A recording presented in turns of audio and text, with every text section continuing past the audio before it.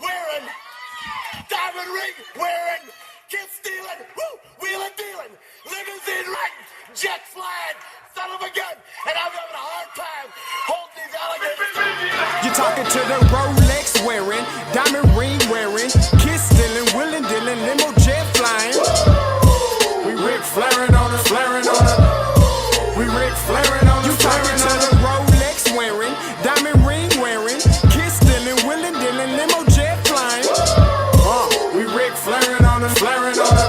Yeah, we Rick flaring on us, flaring on us. It's apparent these girls staring. I'm Rick flaring, gold across my chest. I'm fresh to death. I'm Paul Bearing, not at all scary. One eye open like Betty Watch, then find to these circles that's going in like a carry shot. Woo! I'm going in like a Mary Pop off that Mary Crop at the top flow at the Marriott. So questioning me is like questioning you. See, we the best dressed, so come and get blessed with the crew. Not one but two, different ways to slaughter your crew. Committed tat across the chest, I guess she blessed with the truth. People want to see them checks, representation of proof. Living through my elders trying to resonate to the youth. But ain't nothing to get my flash on. Longevity is heavily embedded in my melanin. Layman terms, I last long. My ground repetitive, I'm smoother than real silk. Lyrical cash cow who can't cry over spilled milk. We in here. You're talking to the Rolex wearing, diamond ring wearing, kiss stealing, wheeling dealing, limo jet flying. We Rick flaring on us, flaring on us. We Rick flaring on us. You talking to the Rolex wearing, diamond ring wearing, kiss stealing, wheeling dealing, limo jet flying. We Rick flaring on us, flaring on us. We Rick flaring on us, flaring on us. This ain't no normal situation, this preparation with greatness. Industry full of fakeness, it's really up for the taking. See, life is what happened to you, more so how you take it. Don't get stripped of your knowledge and mentally leave you naked. I like to live otherwise. I'm sorry that I'm fresh to death. I put the polo and apologize. See, black son, we ain't nothing like the mother guys. Quit to socialize, we organize, then we mobilize. Off the deep end like a scuba diver. And no confusion, just keep it pushing like Uber drivers. Woo! Business fresh just like a supervisor in a Gucci visor. Can't find a smoother rhymer. You're talking to the Rolex wearing, diamond ring wearing, kiss stealing, wheeling dealing, limo jet flying. We Rick flaring on us, flaring on us. We Rick flaring on us. You talking to the Rolex wearing, diamond ring wearing, kiss stealing, wheeling dealing, limo jet flying. We Rick flaring on us, flaring on us. We Rick flaring on us, flaring on us. Yeah, DQ baby. Shout out that boy Nigga for that fire track. Hey, Black Sun, sun up. What's up, Vinny Vegas? What in Vegas? Yeah. Shout out Pharaoh's Kids, D-Phase, yeah, Bubba C, yeah, Rick flaring on him, Rick flaring on him, Rick flaring on him, Rick flaring, son up, baby. Hit up Bohasha. Listen, brother, off script, there is a word from the Lord. Listen, God has given you the anointing of pettiness. Brother, you've been getting on JSU's neck since you got here. I never knew you was going to do a show about the Dion disciples. But beyond that, brother, listen, keep bringing the smoke. Keep bringing the pettiness. Listen, the people want to hear you. They're going to hear you. And remember, God's going to bless you. Be blessed, brother. Breakdown. I love, too easy topic, don't take offense when I touch down. I got it to a T, not a QB sneak, but if your D look weak, I'ma rush now. The trick of the trade, we're trying to celebrate. Everybody want it done tastefully. They can't tackle me, they knowing it's the truth, but they still wanna hear me say it tactfully. H is for the heavy hits, how we handle his hypertension has to be clever. It's better if they just let him sit. Nah, this ain't a hobby. Hallelujahs hollow the halls. This is champions writing the hieroglyphs on the walls. Everyone envisioning encrypted plays on the side. Know the end goal, the end zone, and enter in my eyes. Echoes from people, me, host emos enchanted inside. Entanglements in the trenches, clear benches, enjoy the ride. Essentially, we eccentric, yet we also eclectic. Well respected, collected, and never look for no exit. No exceptions, it's expected. You took an L, so accept it. Can't water the squad down, every player electric. That's shocking. I'm exercising every evident energy leading to victory. I call that energy winergy. When we play, it's like a symphony. Execution of an extra point to put me up for endorsement deals. I'm in the end zone now, my favorite place on the field. I see no equals, even odds fall when stacked against us. We crack them in the trenches, then we send them back to benches. Eternalize my endeavors, Canton enshrinement. Exit 107 on 77's where you'll find us. Jay, bro, you snapped on that one, bro. That's cold. You already know what it is. Wednesday night prime time. Oh, listen, what Big Lotto say? Don't play with it, don't play with it, don't play with it, don't play with it. Okay, listen, this ain't even, we already know who going with who. Okay, this is just straight Clash of the Titans, Pink Scooter Bowl, baby. All right, and you know who it is, my brother from another, my boy, Mike Reed. I'm refreshed, Scotty.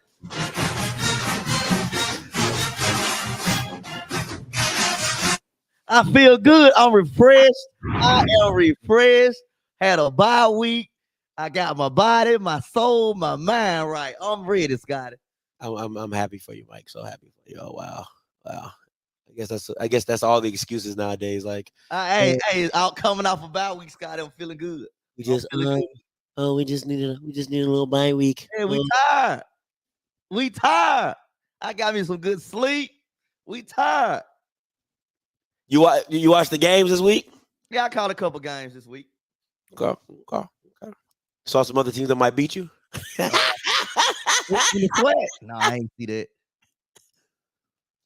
I seen FAMU struggle a half against Valley. I was pulling from Valley too. I bet you was. You was like, oh, let me go find my Valley shirt. We might do something. Let me go find my Valley shirt. Put it down. That lasts about a half.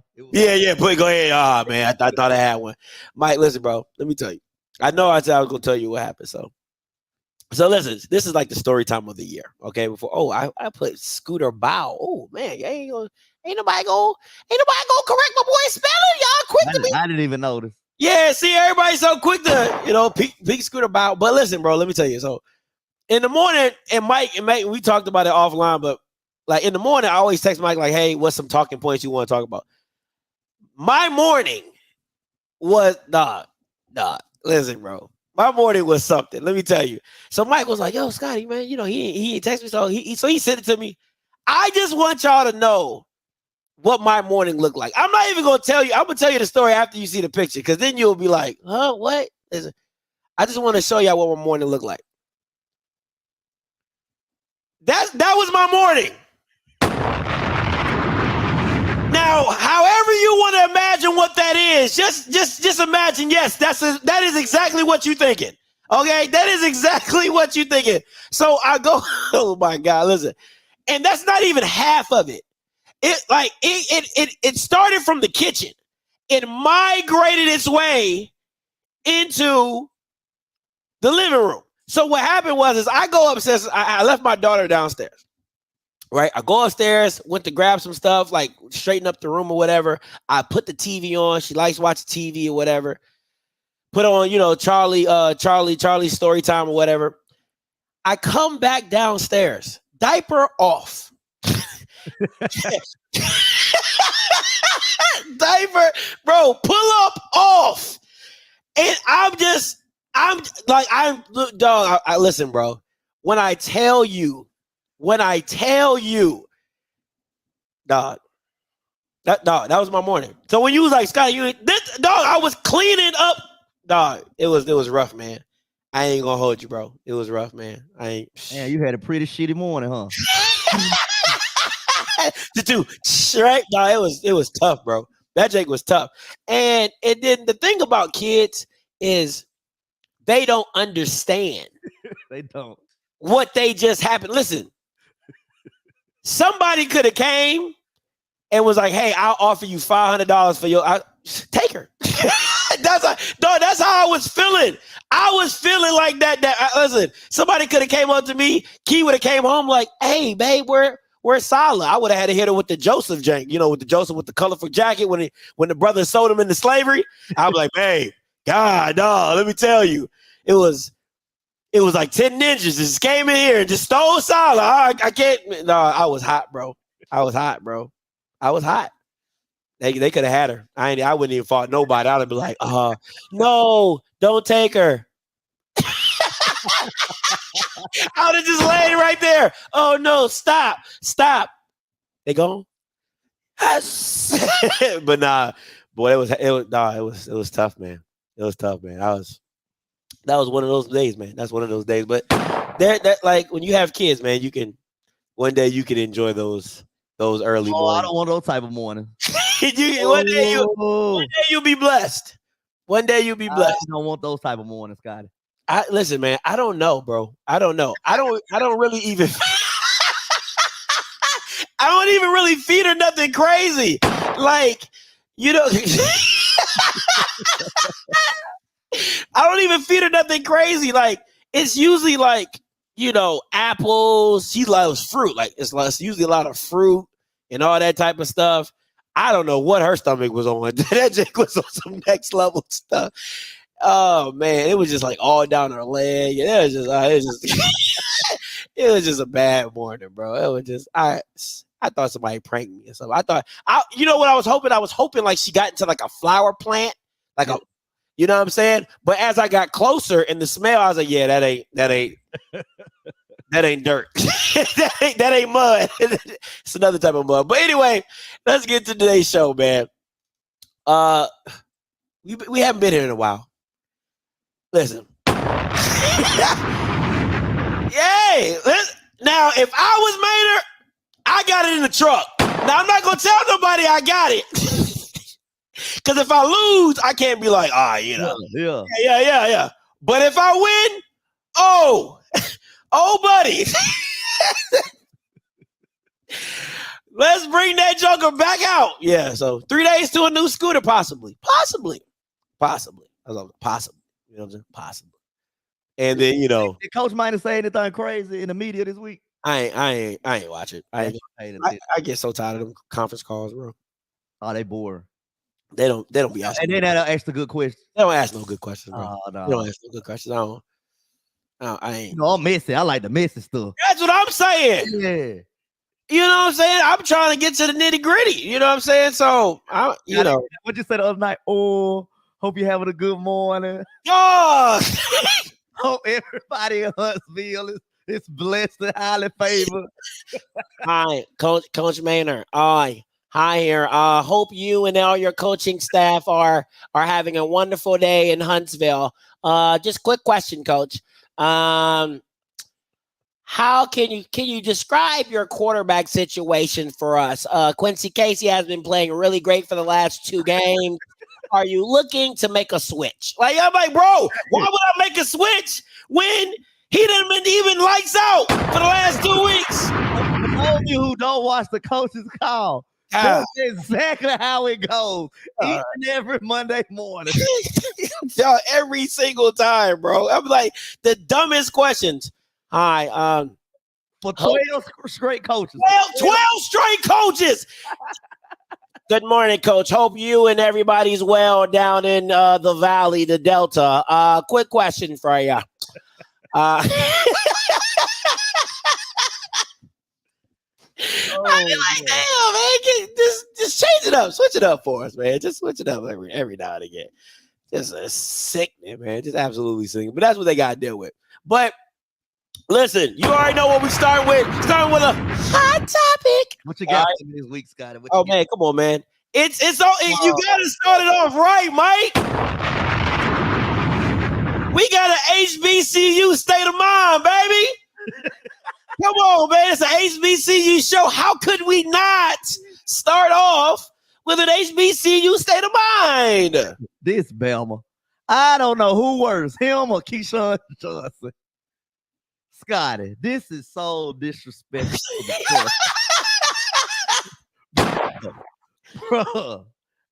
the bro, I couldn't believe this when I first saw it, Scotty. How dare you? And this was irking me.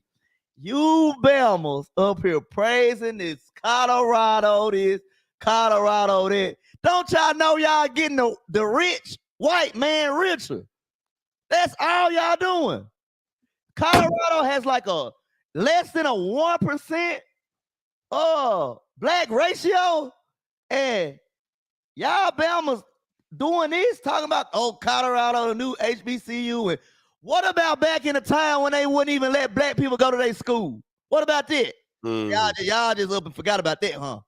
When we had to go to HBCU, the only place that we would the only place we were allowed to go. Like when I'm so grateful for my family, Scotty.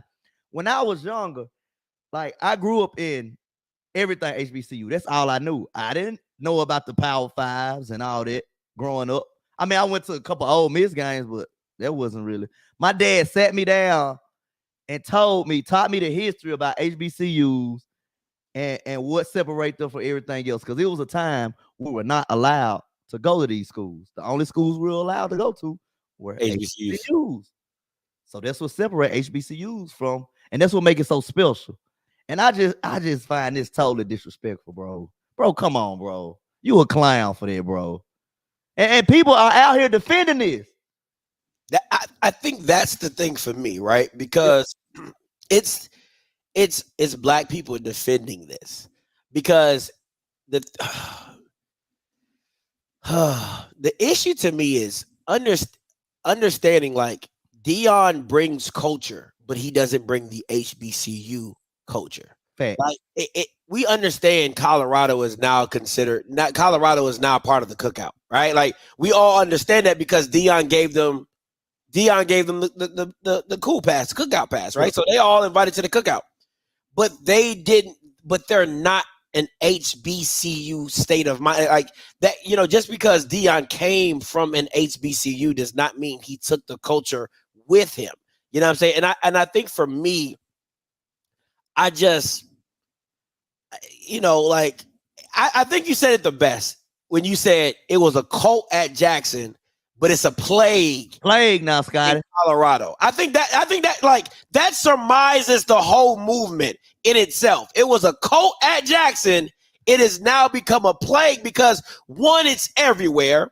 Two, you can't get away from it, right? And then when you go on Twitter and you try to, like, people are just they're maneuvering the narrative so much. It's just you don't even know where to begin and start because half of the people didn't even watch his time at Jackson, or if they did, they're going to run with the narrative of he did this, he did that, gave this, gave that. You know, it just keeps growing, man, and it's like a snowball you can't fight unless you're consistently just out in the media every day squashing narratives, man. It's tough, bro.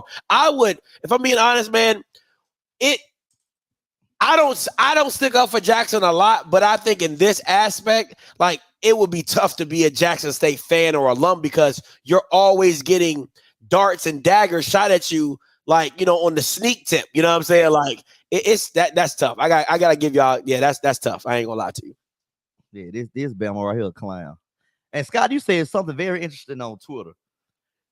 People saying Dion was underpaid and overworked in Jackson. You can make the same case for Colorado. The exact same. Because the amount of money they are pulling in right now, Scotty. Jesus. And he only get what, $5-6 million a year? Yeah, I mean, there's a narrative. There's a number that came out. I think he made over $290 million to Colorado. I think like 200 of that was like media money. Another 15 or 30 was, marketing, advertising, and merchandise, and all that type of stuff. So the narrative. Listen, I'm gonna keep saying this. You gotta like people are saying, well, Dion's a winner. Well, he is. Right, he was. You gotta give him credit for that. But to me, it's like, what are you paying for? Right, because if you're telling me he should be the highest paid coach in college football, it's not because of wins. It's not because of championships. It's because of his notoriety and his click value. Fact. You know what I'm saying? Like you have a thing it's called CPC click or clicks per minute, clicks per whatever. You know what I'm saying? Your click-through rate or whatever, all that YouTube stuff, right? So, because the value of what schools place on ordinary coaches is wins and losses and championships. Well, Dion kind of gets taken out of that equation because his wins are valued higher because of the media money that gets positioned behind him. So he could win 5 or 6 games and it would feel like for Colorado, they won the championship. Right. He could come back next year and win 5 or 6 games, and the media money would make it feel like they won the championship, but they haven't won anything. So if you base it off Dion's standards, because if we're being honest, outside of the championships that he won for Jackson, he never won the big game. And listen, I look at it like this.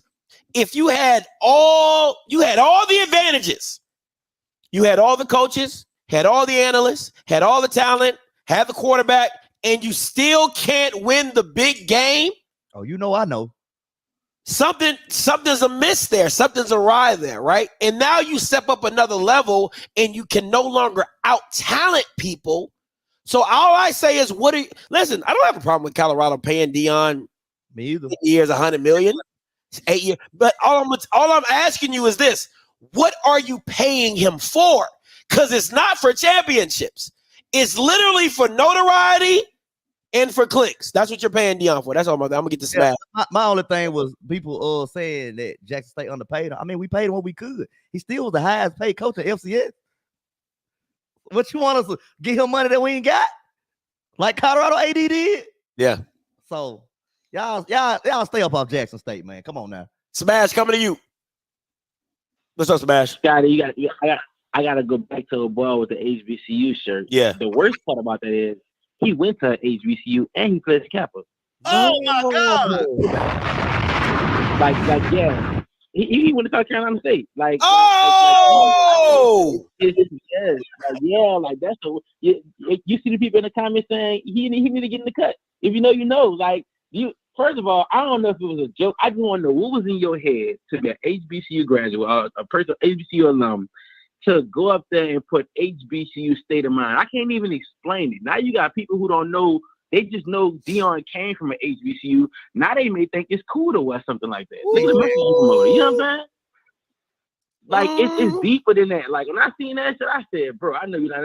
Some of the people send it to me on Twitter and Instagram, and they send me like, that's crazy. He went to HBCU, and you make a dumb statement like that. That's really crazy. Like it's bigger. Like it's disrespectful to the point. So yeah, like it's worse than it looked for real. Man, listen, somebody from South Carolina State gotta get a hold of him. Oh yeah, we gotta find him. Somebody from South Carolina State gotta get a hold of him. They gonna have to put him. They gonna have to put him in this place. That's ooh wee. Hey, appreciate the call though, Smash. All right, man. All right, bro. That boy said South Carolina. And he said it's an L for the Noops. It's an L for the Noops. The HBCU Noops, though. The HBCU Noops. Yeah. Not the PWI Noops. They like, I don't see nothing wrong. You know what I'm saying? Just the HBCU Noops. Let me ask you this. Oh, boy. Somebody sent this to me like literally 5 minutes before the show started. And I just, listen. I've heard he's not allowed back in Jackson. I've heard that. Like, I've heard that from multiple people. Oh, that bell better I never show him. I heard he's not allowed in Jackson, but I got a video, and I just want to know if he's throwing shade. I'm not saying he is. I'm not saying he is or isn't. I just want to get your opinion and see if he's throwing shade. Here we go. My people to make sure it works scheduling wise, and I'm happy to help you recruit. And so last week, you've got Coach Prime, Deion Sanders, talking to women's lacrosse recruits on their official visit to Boulder. Like, that is special. That is different. Yep. That is unlike anyone else in the country. I mean, you've seen it more so firsthand than we have, just being at Jackson and stuff. Mm-hmm. But the Prime effect, people talk about it, and they always talk about football. But the Prime effect is, it knows no bounds. Absolutely. And it's many levels and facets to it. One, he's just a good guy. Yep. Yeah. Like, he's just a great human being. And even as it relates to the football program, and wanting those around him to win the other sports as well. He understands, even with humility, who he is and what he brings to the table, and that I can help you. And so if I can help you, please call on me and I will. I mean, at Jackson State, he got through Smack Entertainment, he got the tennis team new tennis courts. It has nothing to do with football. Yeah. You know, was working with the soccer coach to get them some stuff. Because one thing that he appreciates is that everything in this sphere of influence impacts football. And if I build a winning football program here and the cafeteria isn't right, or the financial aid department is slow, or the city of Boulder has potholes, like, he makes sure everything that has a road and inroad to and from his program is operating at the same level that he wants his program to operate. So you're gonna see more of it, man. Like, I've seen. I'm gonna repeat that because a lot of y'all probably missed it. So I'm gonna just rewind it. Is that everything in this sphere of influence impacts football. And if I build a winning football program here and the cafeteria isn't right, or the financial aid department is slow, or the city of Boulder has potholes, like, he makes sure everything that has a road and inroad to and from his program. Now, I'm not saying Colorado don't have potholes. I'm not saying Boulder has a slow financial aid. I'm not saying the cafeteria food is bad at Boulder, Colorado. I'm not saying he's not saying that. I don't know. When somebody sent it to me, and I was like, so as you as a Jacksonian, right? Alum, all that. I just want to know: does that feel like? Do you think that's shade? It kind of is, Scotty, because put it like this: Boulder don't have any of those problems. You can't associate those problems with Boulder, Colorado. Even before Deion, Scotty. They are a Power 5 school in the Pac-12 conference. So this Bama, he didn't have to say this, Scotty. He could have left that is what it is. He could have answered the question and going around it, but it is what it is. It's needless. So I expect it. Because this Bama right here really crossed us. Okay, people were mad at Deion. I'm not mad at Deion. I forgave Deion. I love Deion family, his sons. I'm cool with them. They cool with me when I see them. What up, bro? How your family doing? Tell everybody I say hello. They the same with me. But this Bama right here, he crossed the line, Scotty, because he built his platform off JSU, and then he just left cold-blooded and took everything. It's still called the pregame show to this day. This Bama right here is a Judas. You see Jesus right there? This Bama right here, Judas. I was like, see Jesus where? And then I was like, oh. Jesus right there. It's Judas right beside him. Oh, listen, man.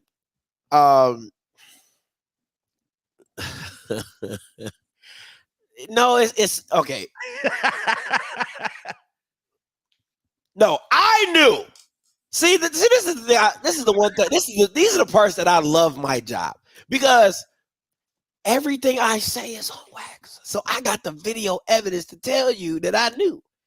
I said, no grown man that is not related to you should be kissing another grown man on his forehead. Once I saw that, I said, I don't know what this is. This is just, I'm not, that ain't manly. Now, that ain't manly. You get what I'm saying? That ain't manly at all. And how did he actually kiss him on the forehead? You didn't see the video? No, I didn't see that. I don't pay attention. My YouTube used to be off script, the pregame show, and the other content I watch.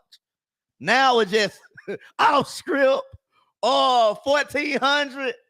That's it. I threw this Bama away. I watch his content. It come to my phone. I don't pay attention. No, it was when he was at Jackson. Remember when Deion was in the wheelchair like this? You know, like Xavier, Professor X. He was in the wheelchair. You know, just came back from surgery and all that type of stuff. And he was like, oh man, you know, I've really been missing you, da da da. You know, hey, mwah. I gotta go back and find it. I would send it to you. Oh, I'm gonna send it to you because I got it on a thumbnail and everything. And when that happened, I said, "This is this." I said, "What is this?" Got it. You my partner. I love you to death. I ain't never gonna kiss you on your forehead. That's what I'm saying. And I wouldn't expect you to, nor would I want you to. Like, you can show me love and compassion without kissing me on my forehead. I feel weird kissing my own son on the forehead sometimes. I'm like, hey, he came out my nuts. You know what I'm saying? Just saying. Hey, damn. You know what I'm saying? I just, listen, man, listen. The one thing I've always said is I can never knock somebody's hustle for going to do what's best for them because you don't know their circumstances of what that fun, that money and everything look like, right? Because, you know, I could be on here today talking about this, and then tomorrow HBCU go offer me a check, and I'm over there like, HBCU go. Here we go. You know what I'm saying? Like, it's possible. Right with the Scotty, you can plug me in, my boy. Yeah. You know what I'm saying? It's one of those situations, but to me, it's all about how you handle the situation. And I just didn't think it was cool. Like you said, like you literally you using the school's mantra for the show, built off of Jackson, picked it up, moved it to Colorado, and acting like it was Colorado. I'm like, yo, this is changed the colors of that. I said, ninjas is grimy. If he would have just changed the Colorado pregame show or something like that, I would have been fine with it, Scotty. I would have been fine with it. That's just beyond me on that one. I just like, and then he I don't want to say backstab, but that's kind of like the phrase with the people that work with him, like Charles, all them dudes, Charles Anger, just straight up. And listen, man, I can tell you this. This is why, and I don't give Ken and them a lot of credit, whatever. But that's why you have to be very mindful of because everybody assumed that was gonna be me. Like, let's just call it buck. Let's call a spade, right? Everybody assumed that was gonna be me. Oh, Scotty came with Dion here, Dion gone. Colorado. He in Colorado. He black and gold. But it's funny to me. Let's just keep it a buck. The people that Jackson people were running to, the pregame show, another person that shall not be named, right? They have more Colorado content than they have Jackson content at this point in time. So my thing is, and this is how I feel.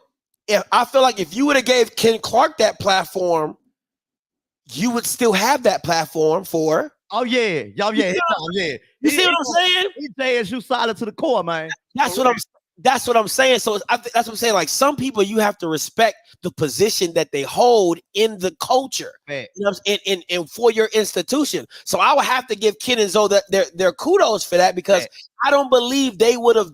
Now, I'm not saying that Dion wouldn't have given them an opportunity, but I don't think they would have turned their back on Jackson the way that, you get what I'm saying? That's why I feel like some people, you gotta understand who to feed and who to lend to, because you know what I'm saying, that they don't give me those vibes of voting for JSU. Now, I'm not saying, because Ken is a businessman, so I'm not saying he would have built something on the side.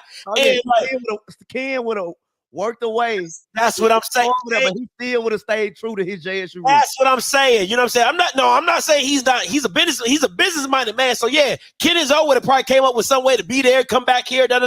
But they would have always given. They would have stayed solid JSU in that part, or passed it off. You know what I'm saying? Like, hey, the next up and coming whoever. Hey, this for y'all.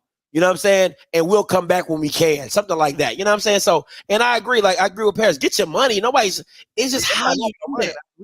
Hey, I'm all for the black man get some money now. You know what I'm saying? So, especially creating your own stuff, man. You ain't gotta be shady to get some money. You ain't gotta pull grimy stuff. You know what I'm saying? To get some money.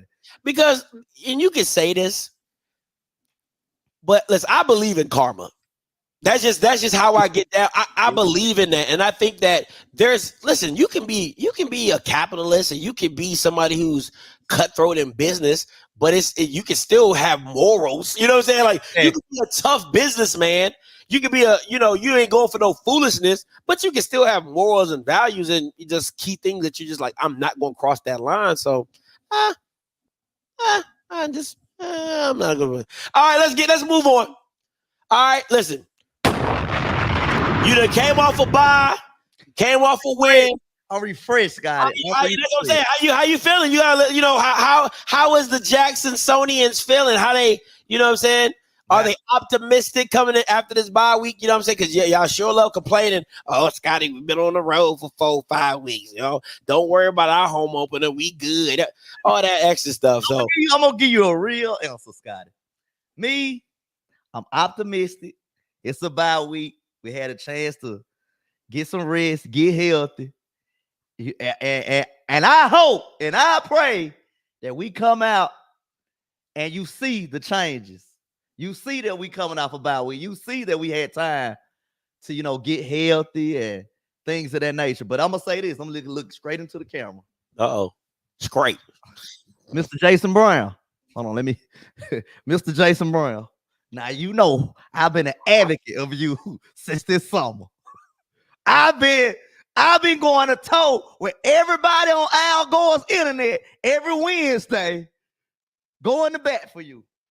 But listen, we're going to put an APB out on you because we need that Jason Brown we seen week 0. I don't know if you in South Jackson, out there on McDowell. I don't know if you out north off Bailey. I don't know if you out west off Ellis Avenue. I don't know where you at. All I need for you is to be in Birmingham and Mobile, Alabama, Saturday at 3:00. Sharp.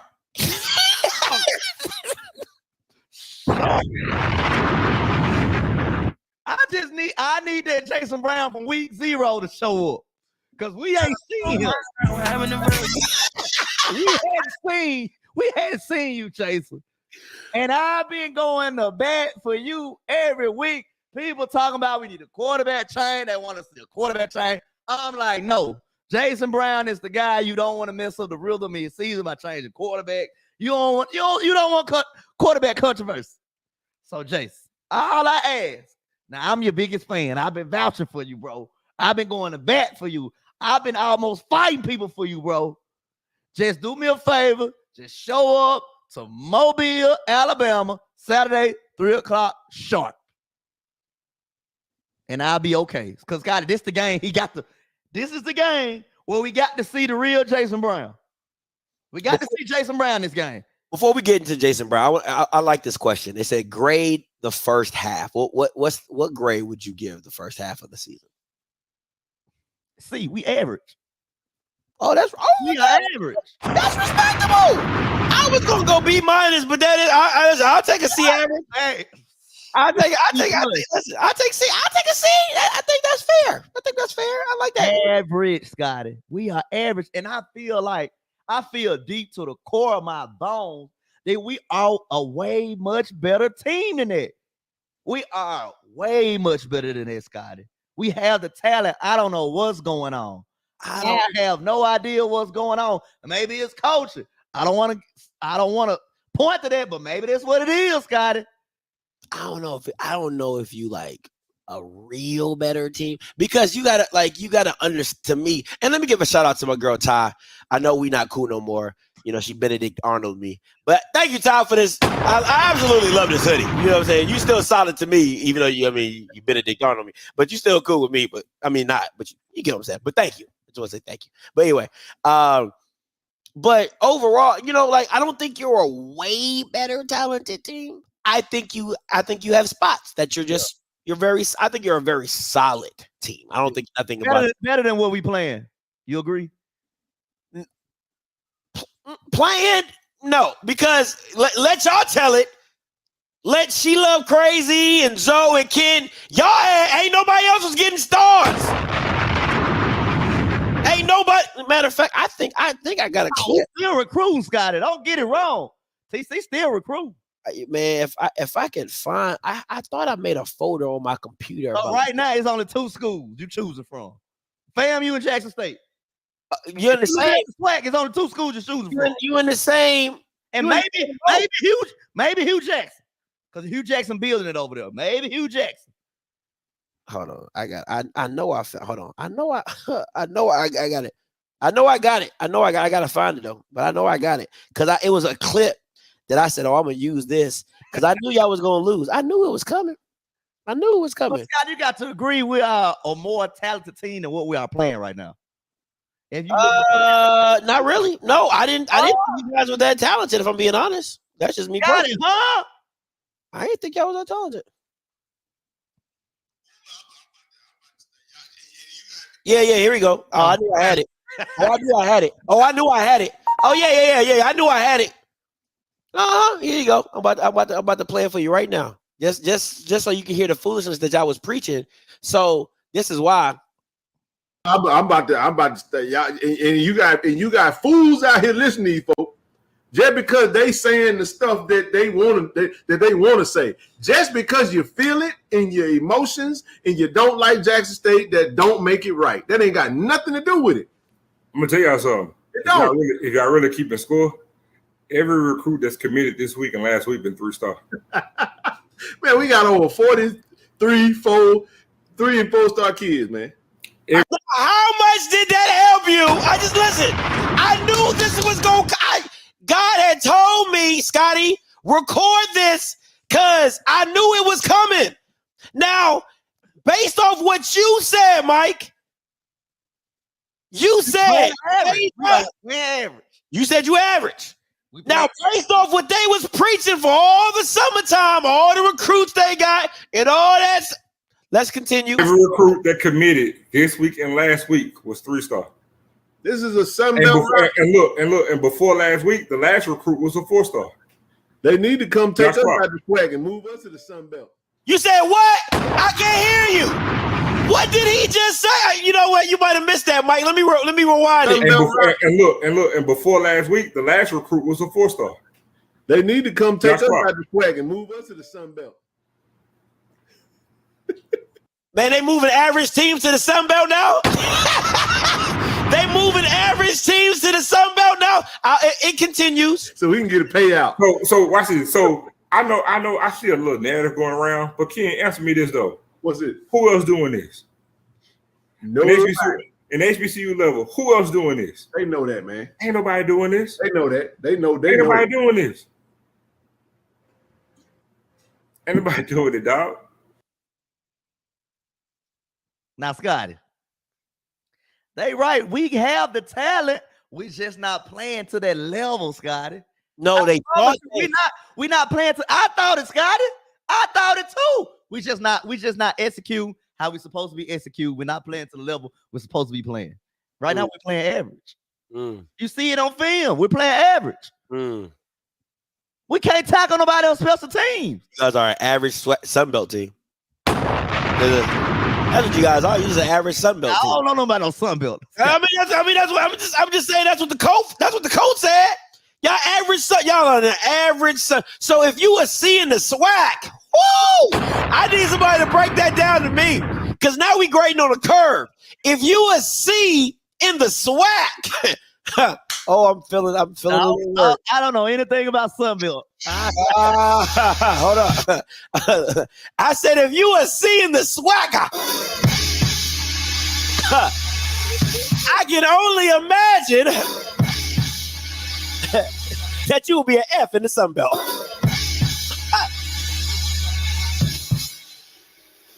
We just not playing. We just not playing. Okay. We're not playing with the par. Okay. And I hope this bye week allowed us to make some changes, especially defensively, because we really got a dark side defense. But we just you said a dark side. That sounds like that's every year. That was Jackson they call it the dark side defense. Okay. Yeah, So we're not playing like it. But it's a lot of factors that go into that. We don't blitz. We just sit back and just let quarterbacks just do what they want back there. Make a sandwich, put mayo on it, and then just pick a receiver and throw it to it. But we just not playing. We got the talent, Scotty. Believe me, the talent is there. I wouldn't say the talent it was there if it wasn't there. I mean, I don't see it. I wouldn't say the talent because I like Scotty. I have a thing. I know talent when I see it. Like when I saw Miles Crawley, snap a finger. Oh, that boy good. He a dog. You know, Texas State's in the Sun Belt. I know, Scotty. That's what I said. I don't know anything about the Sun Belt. Woo! Like I said, if you a C in the SWAC, you definitely an F in the Sun Belt. That's all I'm gonna say right there. That's all I'm gonna say. We're not playing with the part, Scotty. Like okay. I feel like if we played Grambling, Miles Crawley would cook us. We don't blitz. We just gonna let him sit back there and do what he wants to. We're only sending 3 defensive linemen. But it got to be some changes. I hope they change up some things, add a couple blitz packages, you know. Man, put some pressure on the quarterback. Because like Mr. Campbell been watching SWAC football for more years than I've been alive. And he say the same thing every year. If you don't have a quarterback, you don't have a chance. So let's make these quarterbacks beat us. Oh my God, I'm having a version. I wish my brother had made it out surgery. I'm not giving up on my boy. That's my boy. I just need him to show up in Mobile, Alabama at 3:00 on Saturday, Central Time. Okay. I just man, you know, I knew that clip was gonna come in handy. It didn't take you long to find it. You know, because I remember I sent this to somebody. You know, in the in Apple, you just click on the top and it show you all the media, so you just go right to it. I love that. So what are the other schools doing besides Grambling and FAMU? Listen, if I'm being honest, I don't think that. Listen, the path that you're listen. I don't think it's as easy as you think it. Like that's all I'm saying. Like I get you. I get UAPB. Okay, yeah, everybody going okay. Scotty, you know I put. Excuse my language. I popped my shit a couple weeks ago against Bethune. What we go out and do? Barely beat them. So I just had to slow my roll, Scotty. Because I'm telling you right now, that Capital City Soul Bowl, whatever y'all want to call it, that is going to be a game. Oh, we're gonna cook all corn. Cook them. Okay. All right. Okay. But we'll get there when we get there. You'll get there when we get there. Right now, we need to focus on one snap at a time, not a game. Yeah. Snap at a time. Absolutely. All right, let's get to this high-low. You already know what's coming. High-low. Huh? Oh my God. No, that's your boy. That's easy money, Mike. Like taking candy from a baby. Look into the camera. Jason Brown, please show up in Mobile, Alabama. Okay. What's the name of that stadium, Scotty? Lads Peebles. Lads Peebles Stadium. 3:00 Saturday. Jason Brown, I've been going to bat for you. I'm your #1 fan. Please don't let me down. I'm going to go high just for my boy Jason Brown, because just in case he watched this, Jason Brown, I'm rooting for you, my guy. Lead us to the promised land. Whatever happened in the past, that's the past. Let's go. I'm not. I'm going to just tell you that right now. I don't believe it. That's low. Now, A&M does have some bad DBs. Like, exactly. They do have bad DBs, but not as bad as I wish my brother had made it out surgery. Not as bad as boy JB. Scotty, you know a safety lead them in tackles? And I had to think about it. Like, he leading them in tackles because they probably always throwing at them. I'm just saying.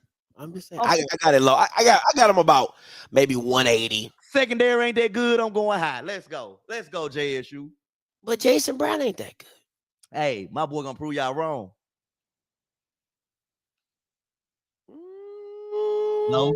Oh, shit. Now with them DBs, we going high, baby. I'm talking about Bobby Brown. I'm talking Whitney Houston high. Okay? I'm talking about Rick James high. Come on. Stop playing with Quincy Casey. Don't do that. You hype up Quincy Casey every year to be let down when he play against Jackson State. He only played against y'all once. Point proven. And that team ain't nowhere near as good as this team. That team ain't nowhere near as good. So what we talking about? We'll see. That's your boy. Okay. And you gonna stick beside him. If I'm being honest, I'm gonna go low. And the reason I'm gonna go low is because I don't think the game plan is going to require him to throw for 250. So I'll say about like 215. I think if he does 215, 220, I got it around there. I think I got. If he goes over 250, it's either they're down and he got to throw them back in, or it was some big plays. Because I don't just see them trying to throw the ball around the yard, even though your DBs are pretty bad. I think they're really going to want to establish the run. So, allegedly. Yeah, no, they're bad. Allegedly. All right, Powell State runs for over 140 yards. Go high. As a collective with all the M's we got. Yeah. High. I'm going to go low. Huh? You'll see why. Listen, Scotty, we run the ball. Okay. I say low. Run the dang ball. I say low. I'm gonna just keep it at that. That's all I'm gonna keep it at. I'm gonna say low. I'm gonna go high. High? I got a 130. I think they're gonna go for 130. No, we got too much pride to let somebody run over us like that. Besides Texas State. I had to throw that in because I know that's the first thing you're gonna say. Texas State.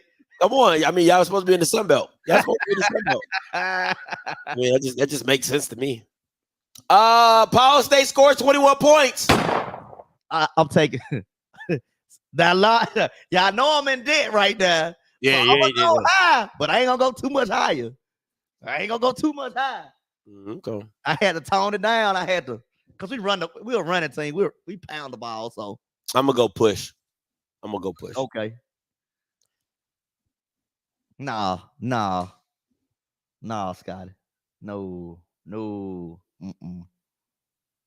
Nah. How many? Okay.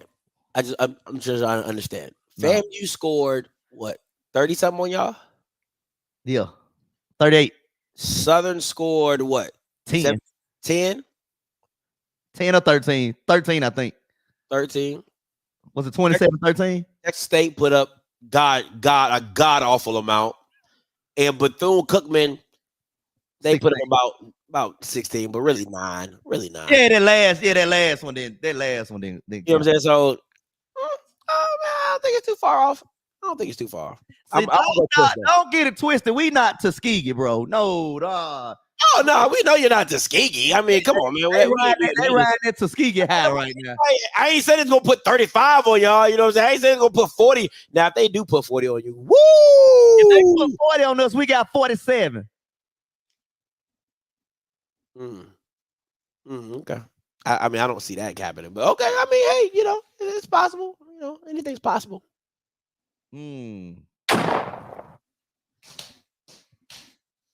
How many we have against Bethune? That's your team. Why you supposed to know that? No, I'm thinking. 4. I'm gonna say yeah. I'm gonna say push. Right at 4. Hopefully we change some stuff defensively. I think we'll get back to our second wave.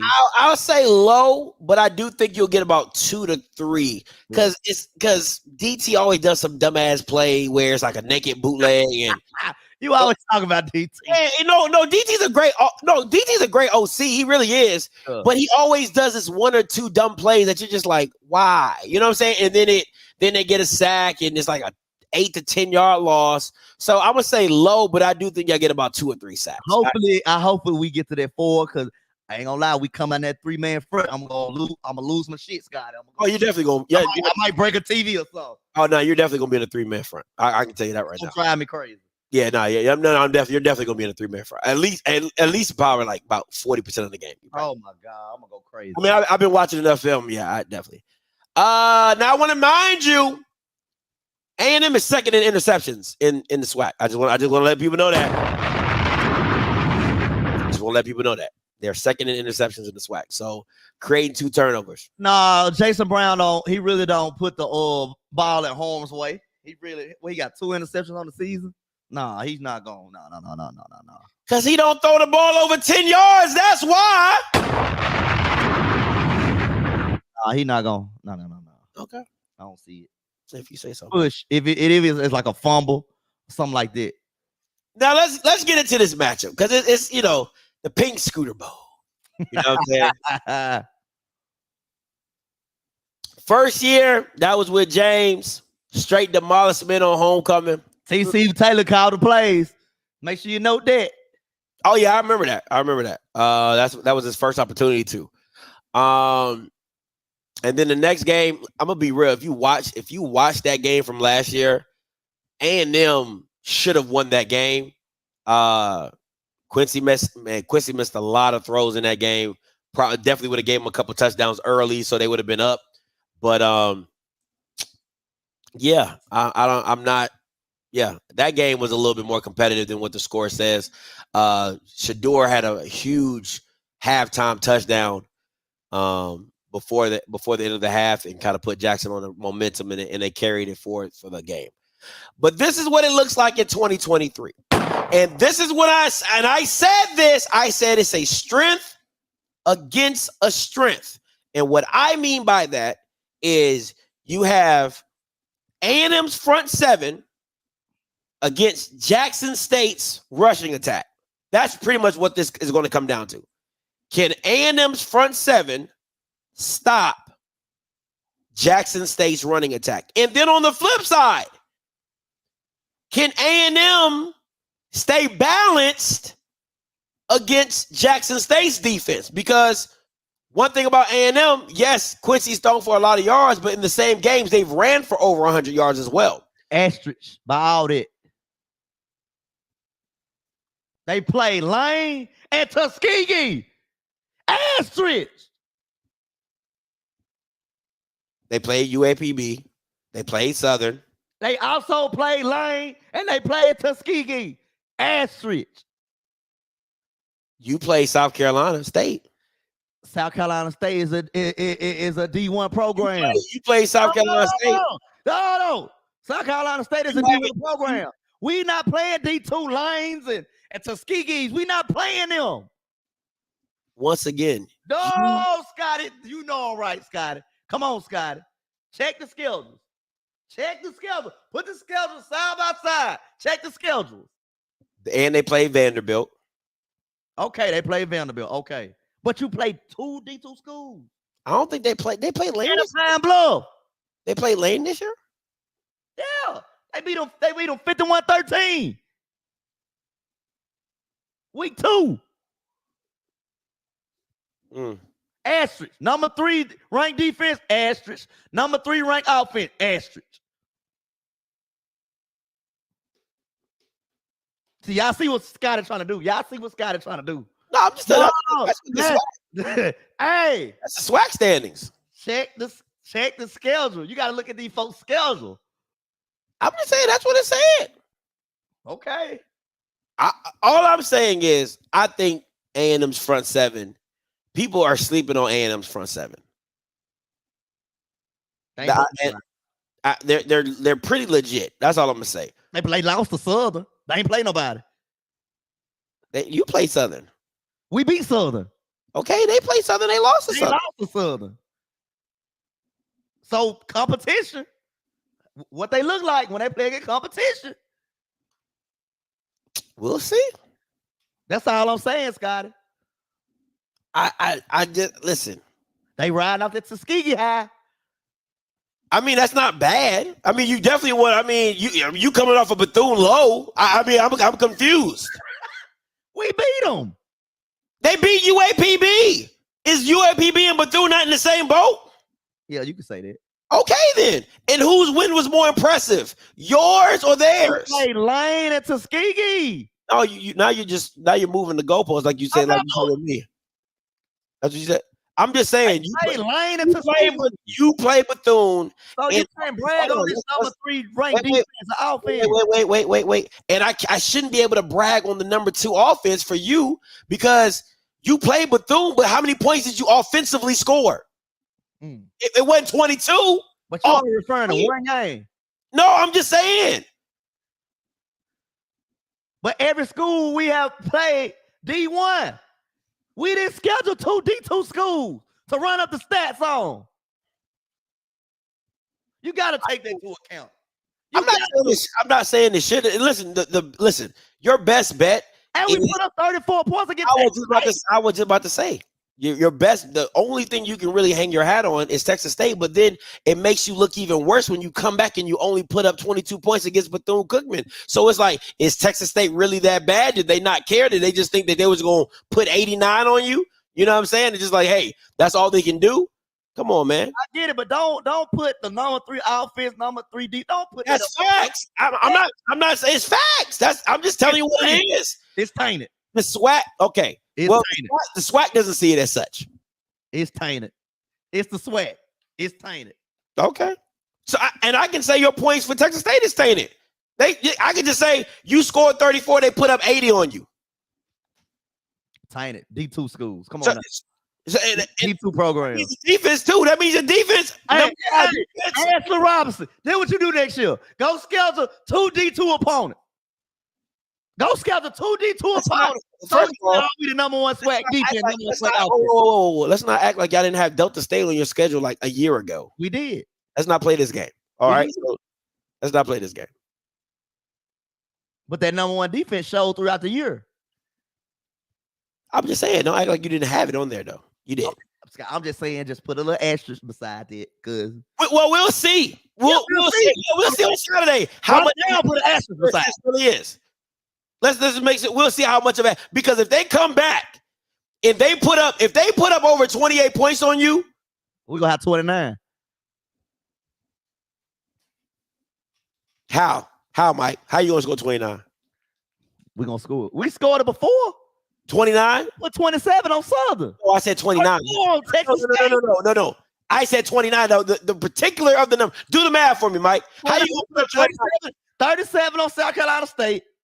I said 29. Do the math for 29. Hold on. I got you, Scotty. Gonna be a lot of field goals, but I got you. Touchdown. Field goal. Field goal. Field goal. Touchdown, field goal. 29 points. Stop it, sir. Stop it, sir. 29 points. Stop it, sir. Stop it. But all I'm saying is asterisk beside that number 1, number 2, 3, whatever ranked defense or offense that is. I know a safety got to come in there somewhere. You only got 1 on the season. Anyway, listen, this is where it comes down to right here. Whose quarterback going to show up? Whose quarterback is going to show up? Now, I'll say this. If this is a chance for Quincy, listen, if I'm Quincy Casey, this team does not scare me. And the reason that this team does not scare me is because I played a better version of this team. I've played against 3 pros, a crazy, I wouldn't say, I say the front four is better last year. Better linebackers, better secondary. If I'm Quincy Casey, this team doesn't scare me. And if I'm the O-line, this team should definitely not scare you, because once again, they're not dealing. Now, I'm not saying they're not talented. I'm not saying that. I'm not saying that they're poo-poo. All I'm saying is if you've been on this squad for the last 2 years, this Jackson State team should not scare you. They should be looked at as a regular SWAC team, because that's exactly what they are. A regular, schmegular, a SWAC team. Now, if you're the Alabama A&M defense, you have to bring your hard hat. You have to come to play defensively and stop it. But to me, this is where the game's going to come down to. What you got for your boy? Scotty, they lost to a worse Southern team, so. No, I just. So they got to put some type of respect. It's not. On them Tigers. No. Some type of respect. Who lost to a worse Southern team, and your team is an upgrade when you lose Bashawn McCray? That doesn't even make sense, Mike. Come on, what are you talking about? They lost to a worse Southern team. How is that team worse than the last year's team? Make that make sense, Mike. Scotty, if you saying no, I'm not talking about last year's team. You saying They should not be scared of our team because of what we lost. They lost to a worse. We are better than Southern Jaguars. They lost to a worse Southern team. What are you talking about, Mike? You're saying this Southern team is worse than last year's? No, this Southern team is worse than our team. That's what I'm saying. This Southern team, is we worse are better than Southern. That's what I'm saying.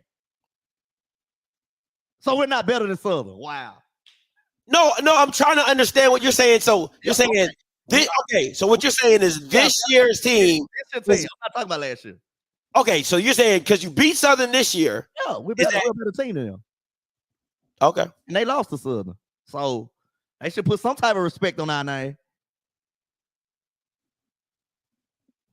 I guess. It helps. This ain't Tuskegee. This ain't Lane. No, this ain't that. That's fair. Like you said, they got to bring that hard hit. That's fair. I'll give you that. So all that roo. Coach might be doing that. Ain't going to work.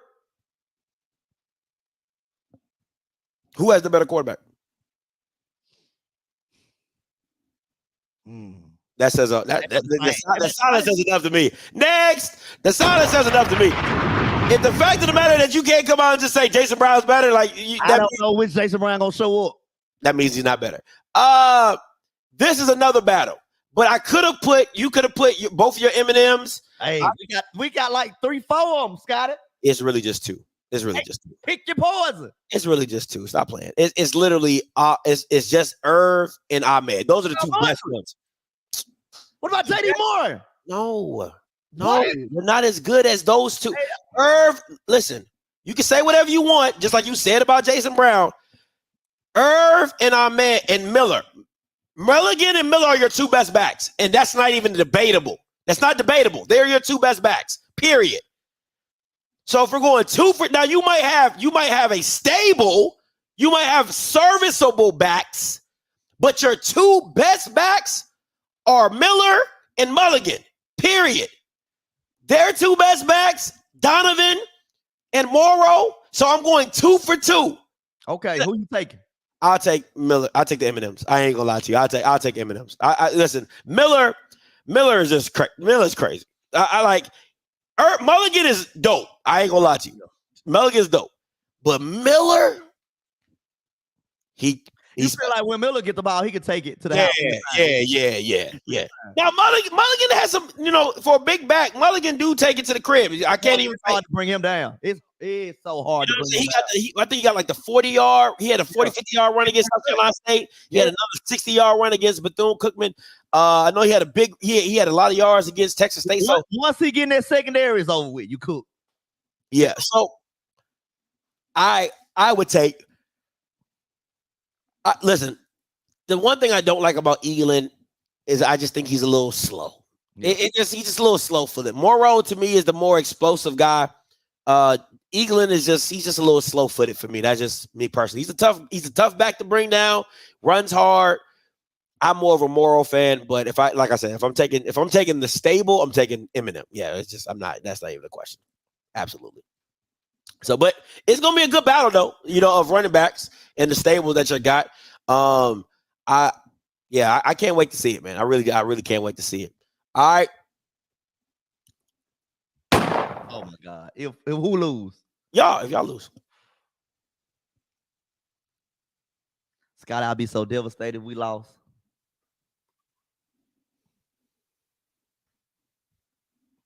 I wouldn't even know what to say. I mean, I know you're not gonna fire him. No. I'm saying.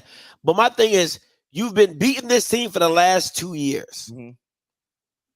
You lose to them, which is supposed to be your bigger, better, faster, stronger team. That's what somebody told me. I don't know who. Somebody told me that. But what is the narrative? Because to me, it's like losing to A&M really, in my opinion, sets you up just to be an ordinary SWAC team. Like I think you kind of lose that mojo, because if you lose the FAMU and you run the table, it's like it's kind of like we're reversed. You know what I'm saying? It's kind of us two, and blah, blah. It's us and everybody else. Yeah, it's kind of y'all two and everybody else. But if you lose to A&M, it gotta be. If we lose to A&M, it got to be the Mike Tomlin approach. Some changes got to be made.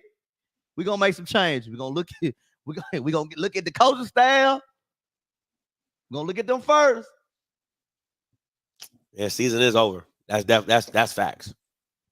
We're gonna look at the coaching staff. We'll have to make some changes. Yeah, that's fair. That's fair. Now, on the flip side, listen. He cooked. He done. Yeah, man. I ain't gonna lie to you. It's because now it goes back to the situation because now you're living off false hope, right? You have the Lane game. You have the UAPB game. You have the Tuskegee game. Yeah. And everybody living off this high, right? Everybody living off this high. Everybody partying, all back, all that type of stuff. And you walk into a neutral field in Alabama. So this ain't at the vet, right? To where you can be like, Quincy coming back. It's a lot of stuff going on there. It's a neutral field in Alabama, and you lose to a lesser Jackson State team. Like this should be a get back game for Maynard. Like I've been getting my butt whooped by Dion for the past 2 years. This is my opportunity to get back, and you lose this game. I don't know. Take a fork on him. I don't know how you can bounce back. The only thing that can save him maybe is winning the Magic City Classic. That could be his saving. That could be his saving grace. But if you lose the Jackson and then you go lose the MCC, you done. You definitely done. You definitely about it there. You know what I'm saying? So, but yeah, to me, if he loses this game, you got to put the biggest asterisk on that SWAC championship. I know that's SWAC championship. Man, you gotta enlarge that asterisk on that spring championship because it's like, what have you done since then? What big time programs have you beat? You haven't beat FAM, you haven't beat Southern. You finally beat Grambling. That was with Quincy. Yeah, that don't count. Grambling was down and out at that point. You know what I'm saying? I don't know. I don't know what Maynard can really hang his hat on.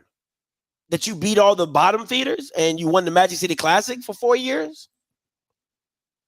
So, he lose this game. He gonna have to beat Magic City. He gonna have to win the Magic City Classic. I would start. Listen, I'll be getting my short list together. I'm just. Hey, that's a good point. He said that it might be the loser leaves town bowl.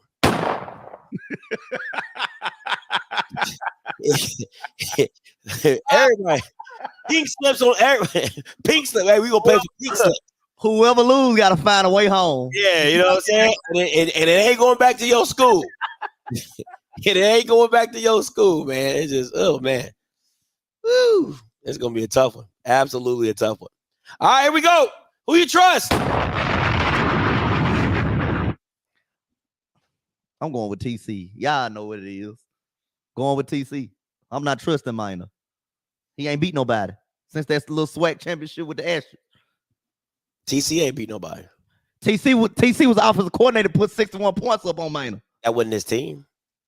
He called the plays. He didn't recruit the players. He ain't the same. I'm going with TC.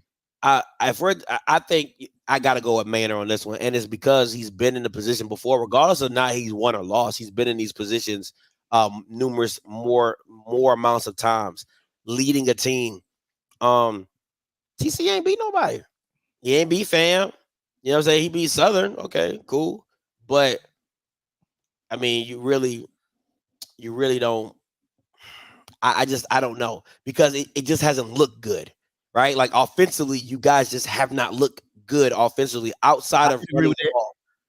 Outside of running the ball, you guys he's an offensive minded guy, and your offense just looks pedestrian. Like if you're not running the ball, it's like what are we? So yeah, I gotta go with Maynard on this one. Because I'll say one thing, they look balanced. Even in this disarray, losing to Southern. They still have looked balanced as a team. You know what I'm saying? Bad play calling, but look balanced. They look capable of throwing the ball. You guys don't even look. The last time y'all looked capable of throwing the ball was against Texas State. At times. Yeah, y'all look incapable at times. But I can agree with you on this, Scott. I'm gonna keep it real with you. At times, I'm scratching my head like, Yeah. We look garbage. Yeah. So we'll see. All right, players to watch. For me, on the A&M side, Terrell Gardner, you got to watch out for him. Number one, he's y'all Rico Powers. That's pretty much, if we want a comparison, he's like the year Rico Powers. I thought you were going to go with Hambrick. I think Hambrick had a great game, but I think the special player, I think Hambrick is good. And I think he's going to give you guys fits because of his length. Yeah. And if Quincy can put it on the money, yeah, he's gonna. He's more a possession receiver. Yeah. And Terrell Gardner's the explosive guy. He's a playmaker. Yeah, that's why I say he's more Rico Harris. Rico Powers. Zarion Hayes, I also agree. The D lineman. He's a problem. The linebackers for A&M, they're a problem. So yeah. And you already know about the running backs and things like that. So we'll see what it looks like. Players to watch for you. Once again, Jason Brown. Can you do something for me? Jason Brown, please, can you do something for me? Show a little rich flex for me. Yes, Jason Brown, just please show up. And I'm gonna go with the entire defense. I need to see our defense getting back to the dark side ways, man. We got to get back to the dark side ways. We had flashes of it against Bethune, Scotty, but third down, we got to get some stops on third down. I feel like third down gonna be important offensively and defensively. If we can move the chains on third down and we can get some stops on third down, we'll be okay, Scotty. We good. I mean, that's most, that's what, listen. That's football, but that's what I'm saying. That's mostly football, and that's definitely a final thought. But for me, my final thoughts in this game is it starts and ends with Quincy Casey. Now, if they can establish the run, I think that just makes the game that much easier for him. But he has to be on. Like, he can't be on that underthrowing and, I missed. Like, you can't, even though they're not as talented as the teams you've gone against before, you can't make the same mistakes that you've made before, right? You've had the time. You've had a few. You got a few games under your belt. You need to come out and look sharp and crisp and understand how this game is going to flow, and it all goes back to you and how you manage this game. For Jackson, listen, is once again, I'm gonna keep saying it. Don't put too much on Jason Brown. He can't handle it. I honestly believe that he cannot handle it. Don't put too much on him. Don't make this a game of battling quarterbacks, because you'll lose. I really feel that way. If you made it, who's the better quarterback? Who can make you're going to lose. Both secondaries are bad. Let's just be very clear about that. But I think you're going to lose. Allegedly. No, they're both bad. They're both bad. The verdict's still out on the house. No, they're bad. No, they're bad. They're bad.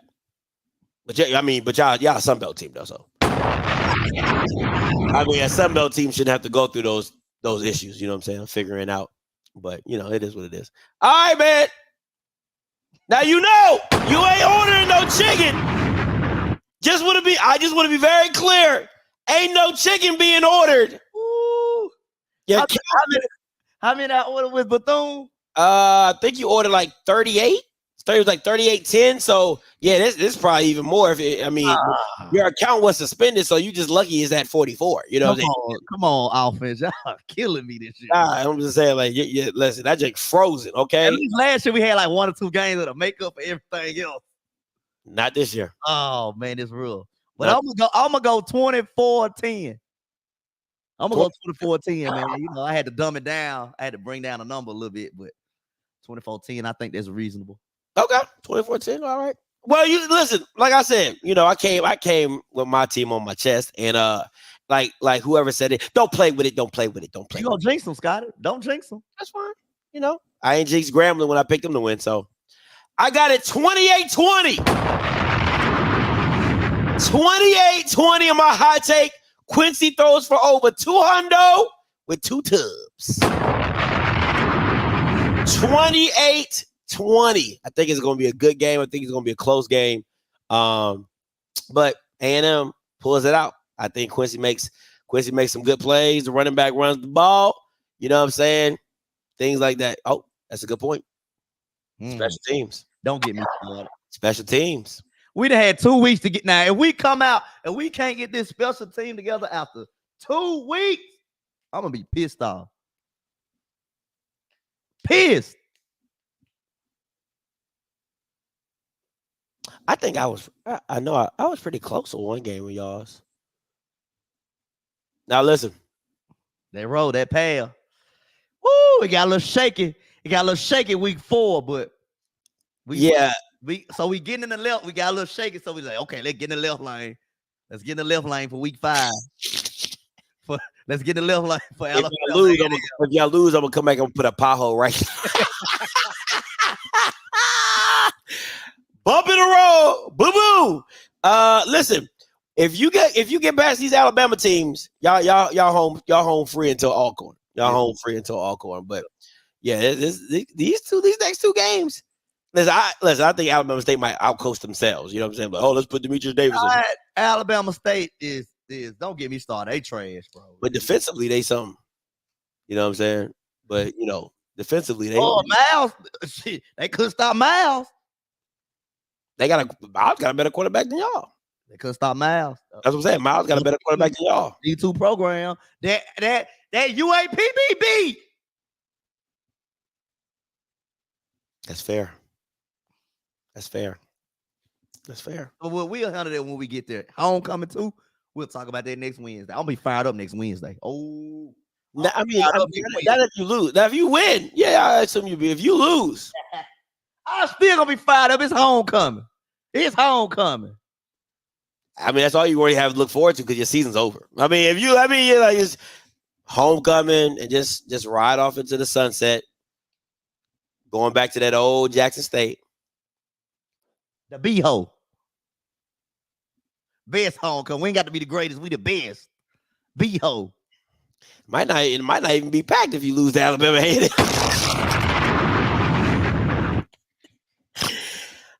might not even be packed if you lose to A&M. And listen, you come back with a loss, this clip is gonna be ready. In your emotions, and you don't like Jackson State, that don't make it right. That ain't got. Hey, if you're in your emotion and you don't like Jackson State, it don't make it right. I'm gonna tell y'all something. If y'all really keep the score, every recruit that's committed this week and last week been 3-star. Ain't done shit for you. Ain't done a damn thing for you. Every recruit done brought in about 3 or 4. And what do you have to show for it, my boy? We gonna get it together, Scott. Coming up a bye week. So FAMU ain't bringing in 3 or 4 stars either. You know what I'm saying? But they just mollywatch you. I ain't gonna lie. Joe coming to you. Call lines are open. 518-263-8124. Joe coming to you. Hey, what's going on, Scott? I got a couple questions for you. Talk to me. Bethune-Cookman, we really don't know what they look like because they only played one SWAC game. Who do you think got the better defense, Bethune-Cookman or Pine Bluff?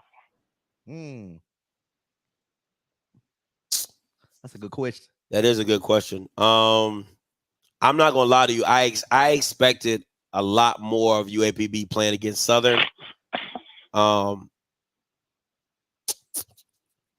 I would have to go right now. I'm gonna just lean a little bit towards UAPB because I saw what they did with Tulsa, and they gave Tulsa fits in the first half. I'm gonna lean a little bit. I think Bethune-Cookman has the better front line, but I think UAPB has the better back end. That's my, but All right. Now, the second point is you're being a little biased with A&M ranking and offensive defense. I'm not being biased. Your word, no, listen. From your words, Southern had the #1 offense, and what you said, they didn't play nobody. They played 2 D2 teams, correct? And you said that wasn't no real numbers, right or wrong? Right. I'm just using your words. So basically, you got to say the same thing for A&M. Negative. Because they played nope. D2 team. Nope. See, let me show you how this works, Joe, because y'all think y'all be trying to get me, but y'all really can't. But it's a nice try, though. It's a nice try. Because what I also have to put in there is just like I have to put Texas State's for Jackson, I got to put Vanderbilt's in for A&M. And they play Vanderbilt pretty darn well, if I do say so myself. Now, you can say they're a bad SEC team, but they'll be an A-level SWAC team. So, and they still put up, 14, 17 points against them? So, maybe even more, if I'm not mistaken. I think it was like 20-some points. So, there is some validity to the game that they play, and they still play UAPB. Right, so you gotta. There's 2 SWAT games and an FBS opponent. So the thing with Southern is this: they don't really ever schedule anybody, right? They'll put D2, they'll put this, they'll put that, and then you're like, oh, we're this and we're that. You're like, you didn't really play nobody. You know what I'm saying? At least, but Southern did play a top level SEC team. Who? LSU. They played LSU that year. And how many points they score? Last year. How many points they score? A touchdown? I think it was 7 points. Yeah. So it could be a little extra because you know what I mean? It's the same thing. I mean, I don't consider it the same thing, but I mean, now if they put up 21 against, because Grambling, I think Grambling put up. Oh, they could have had a lot more points. Grambling, I think put up. Yeah, Grambling could have had a lot. Yeah, I think Grambling put up about 14 against LSU. Yeah. No, they didn't. No. Was it 10 or 14? It was like 3. No, it wasn't. They scored a touchdown. They scored a touchdown. Oh, hell no.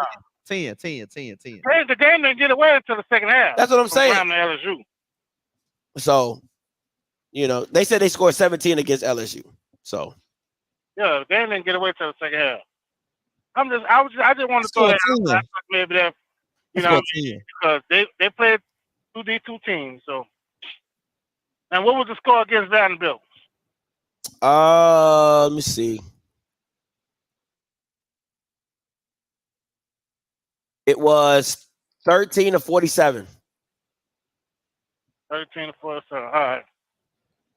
So basically, LSU put half the points up against Southern put half the points up against a top-notch team, and Alabama A&M put up 13 against a lower-level SEC team. You still listen. So it's basically about the same thing, right? Really? I guess you can count it. You can count it the same thing. I'm trying, Mike. Hey, your point is valid. At the end of the day, it got to be an asterisk besides with number 3 defense, number 3 offense for A&M. They play. I don't get how that same asterisk doesn't get put towards. They played Lane and they played. How does that asterisk not get put by South Carolina State? I'm just asking. South Carolina State is in the MEAC. They are a D1 program. Dog, the way that they were playing was absolutely ass. Oh, no. D1 program, Scotty. I'm just confused. Okay. And yeah, okay. That's all we saying. I just want to throw that out there. I'm going, man. No, you good, Joe. Appreciate it. For me, I would just kind of hang my hat on Texas State. I wouldn't hang my hat. That's all we saying, Scotty. They played Lane and Tuskegee. Come on now. Lane beat Tennessee State last year. I'm just saying, possible. Mr. D, coming to you. Scotty, what's going on, my brother? What's good? Hey, did you look out your door? I hear some running around there. I hear some poops coming out. Mm-mm. You better go get that broom. That girl is upstairs in her room. Tied a shoestring around her diaper. I would not play with her. Hey, wait, let me ask you a question. Is this what happens when your wife goes out of town? Man, stuff just goes kaput, man.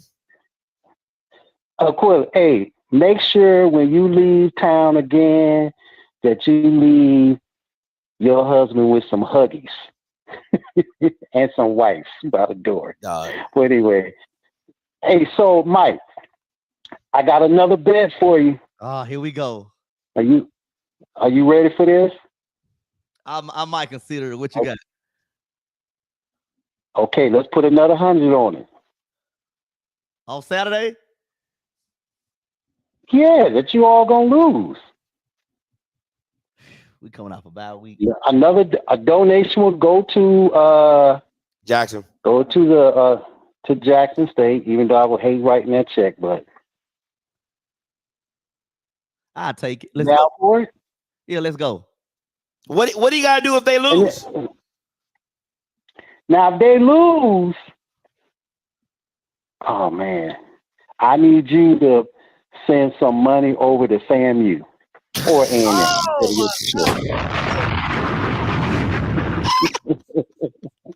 Not the highest of 7 Hills. That is funny, and it's like their giving day too. They got like this is their giving week too. That's funny. Yeah, that's right. That it's is funny. Giving week. That is funny. I'll take that. That's funny. I'll take it. I got faith in my So let's Tigers. look at FAMU. You get 100 to FAMU. Let's go. I got faith in my Tigers. Let's go. Hey, this is the last time I'm gonna bet because what's gonna happen is this is gonna start the powerful brigade down that path. So it's gonna be by the end of the year. We'll see about three holes in the ground. So, but I'm not gonna bet you anymore because I don't want to break your pocket. But, TC, I got another 100 coming your way. Somebody let TC know. I'm doing my part. Hey. all right, man. Y'all take care. Hey, Scotty. Yes, sir. Let me see you. Show your hands again and make sure we don't have nothing on your hands. Your hands are clean. Had to use gloves. Bye. I appreciate it. Listen, somebody said I think I like if A&M win, I might have to send you a pig scooter there, Mike. Might have to order you a nice little pink scooter. Put it right in the background, right up against your fireplace. We're gonna be all right. Go Tigers. We're gonna be okay. Let me see. Cal coming to you, Dre, and Mr. Campbell. What's up, Cal? Yo, what up? What's goody? Hey, why you keep downplaying South Carolina State win? No, that game was so ass, bro. It was an ass game. Hey, okay. I mean, don't get me wrong. I'm not saying that game wasn't trash from them, but they have beat another FCS school to beat Citadel by 21 points. Hello. And South Carolina State played Charlotte. They played Charlotte. They lost to Charlotte 24-3. And we beat them worse than Charlotte did. You know why it made me feel. Let me ask you this. The reason why I feel like just South Carolina State was ass because your quarterback has not looked the same since. Let me just remind you. I mean, like, let's be honest. Listen, you know what that's called? It's called an anomaly. Yeah, I don't know if you guys, I don't know if you know. They have a thing called a blue moon. You know that's literally because in astrology, there's a time where the moon does actually turn blue. That's why it's used like, oh, I haven't seen you in a blue moon. That is how Jason Brown is playing. Oh, haven't seen that since week 0. So that's why I'm like, they was absolutely ass because your quarterback has shown me over the past 1, 2, 3, 4 weeks that he's been absolutely ass. Okay.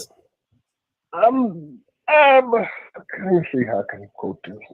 I gotta agree with you that he has not been playing good football since that first game, but he hasn't turned the ball over a lot either. Thank you.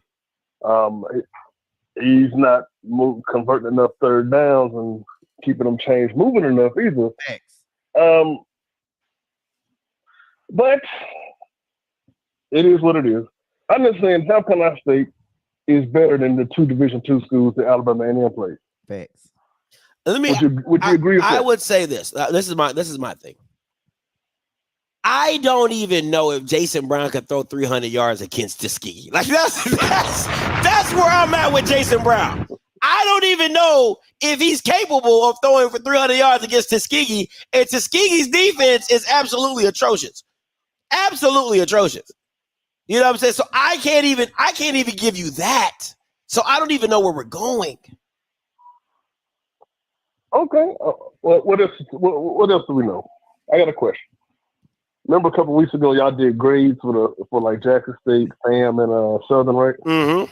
Y'all had Jackson State at like a 2.6. What grade would you give A&M? That's a good I question. graded like I think 10 things. It was like coaches, quarterbacks, each position, and 2 coaches. I didn't do special teams. That's what it took us now. That's a good question. I think running backs will be an A, quarterback will be a B, offensive line will be a B, defensive line would be a B, linebackers would be a B, DBs would be a C minus, D. I'll probably give them a D. They're not really that good. D. And I think we did coaching. Coaching, I'll give it like a C. I mean, you gave a lot of B's and a few A's. No, like 2 C's. No, their offensive line is pretty decent. Their D line is pretty. Like I can't listen. Their D line is pretty decent. I mean, that's probably going to total over a 3-point average. Okay, let me ask you. I mean, no, because you're asking me for a reason. So, how would you grade the quarterback position for A&M? I got a baby crying. What was it? Let me close this door. Everybody got kids going nowadays. Quarterback for A&M, what would you rate it? I give him a B. Okay. Running backs, the running back room, because that's how we grade it. Same thing I gave for Jackson. Running back room. Okay. Yeah, that's a 3. So the quarterback can get a 3 for me. Okay, so you said a B. The running back room. Yeah, a 3. Okay. Offensive. I'll probably get him I get a running back on a C. A C. Yeah. Okay. Offensive line. I give them a C. Defensive line. I get them a B. Linebackers. I get them a B. DBs. Yeah, I'm looking at. They might get that 2.0 action, that 1.0 action. I get them a D. In coaching. Coaching. You use defense, offense and defensive side. It's combined. Combined. I give them a B. A D? A B. No, a B. A B. 3.0. Okay. So the only thing that we really swapped on that we didn't agree on was the running back room and the coaching, because the coaching I would have gave a C and you gave the running back room a C. So we really just flipped. We could just say that kind of washed each other out. So I mean, I don't know what that average. Yeah, I don't know what that average out, but I would assume it averaged out a little higher than yours. Okay, I was a 2.6. I didn't. I'll put my calculator out. All right. So let's go with what you said. You said the coaching gave him a C, right? No, you gave him a B. That's what you said. You said a B. I'm going by what you said. You said a B. Okay. Well, I'll do mine first. I got coaching a C. I gave the B, excuse me. The quarterback, I gave him a B. I gave the running back a C. I gave the O-line, they gave him a C or a B. I can't remember. A C. You gave him a C. Okay. We didn't go over receivers. No, you did O-line. I'm sorry. You did O-line and D-line Bs. O-line and D-lines, you did Bs. Okay. Linebacker, you did B. Okay. And then DBs, you did DBs, D. I gave him a D. You gave him a D. D is in Delta. And then coaching, you gave a B. All right. 7 for the 2 plus 3, I think, receivers. I think I'm missing one. I got like a 2.1. I don't sound right. QB, running back, wide receivers. Wide receivers. That's what we missed. Wide receivers. I might give him a B. I get him a B. Go ahead. What you got, Mike? Whatever it come out to, it don't count. They've been taking remedial courses, playing 2D2 schools. They've been taking remedial courses. That's not like the regular courses. Hey, he got a point there. Like in those 2 games, and look at those stats. But I watched them play versus Pine Bluff. That's a game I watched them play. I didn't watch them play for Southern. I might watch that game tonight. Okay. The coaches, I gave them a B. Quarterback gave them a B. Running back, I gave them a C. Receivers, I'm giving them a B. O-line, I said a B. D-line, we're going B. Backers, going B. DBs. If I did everything right, that's 2.1. I'll call back in when I get my math right. I don't think I get my math Lord right. have mercy. I know somebody's on the Boy, phone. I hope you ain't graduate from Jackson because you're making them look real bad right now. Dre, coming to you. Hey, what's up, man? Do you think Jason Brown is feeling the pressure of not trying to be Shador, but replacing Shador? You know what I'm saying? Like, I mean, I know they're a good running team, but for him to be so bad as a 8-year veteran, basically, you know, that's what makes it like, worse. like, that is what you don't makes it bring him in worse. for that. Jesus. He been playing football since 2017. Crazy. So listen, I think it's hard to replace a Shador, right? I really do. But to me, what makes it even harder is the standard that Prime had left of winning and the expectation that they have to win, right? Like, and win now. Yeah. So I think that's more of a pressure than just following Shador. It's just like we have to win now. Obviously, you can't be Shador, but you don't expect him to be this bad. Like, you don't bring a 27-year-old in trouble. You know what I'm saying? Like, in that case, you could have started a true freshman. Thank you. And let him just go through the growing pains. Thank you. Yeah, go ahead, Mike. That's you, Mike. That's all you. That is all you. My boy gonna prove y'all wrong, man. Oh, great response, Mike. Great response. I got faith in my boy Jason Brown. That didn't even answer the question. He simply asked you, is there pressure? Of course it is. The standard is a standard at JSU. Oh my God. And Dion has raised it up so high. So, plus Shador had better talent around him too. So, how? No, that's not what. What? Man, we got over 43, 3 and 4-star kids, man. Hold on, Mike. I love how the narrative, y'all Bama just be out here just throwing stuff up and you alley-oop that one to me. That's not what Zoe said. You a Sunbelt team. I'm sorry, Dre. I'm sorry. I had to stop. Nah, I mean, but it is pressure there, though, Dre. It is pressure there. It definitely is. You can't deny that. Yeah, I would just say just because of his age, like you bring in a vet to really keep things stable. If he was gonna struggle like that, I would have just started a true freshman and let him take his bumps. You know what I'm saying? Let him learn on the. I get it, but the only thing I can say, Jason Brown does not put the game in harm with turnover. He don't turn over the ball. He don't turn over the ball. Now, first we're gonna turn that ball over. Yeah, but y'all can't trust him. Y'all can't trust him to win it either. I know he ain't gonna turn it over. I take a game manager versus somebody who's gonna turn the ball over. No, these stats aren't even game manager stats, bro.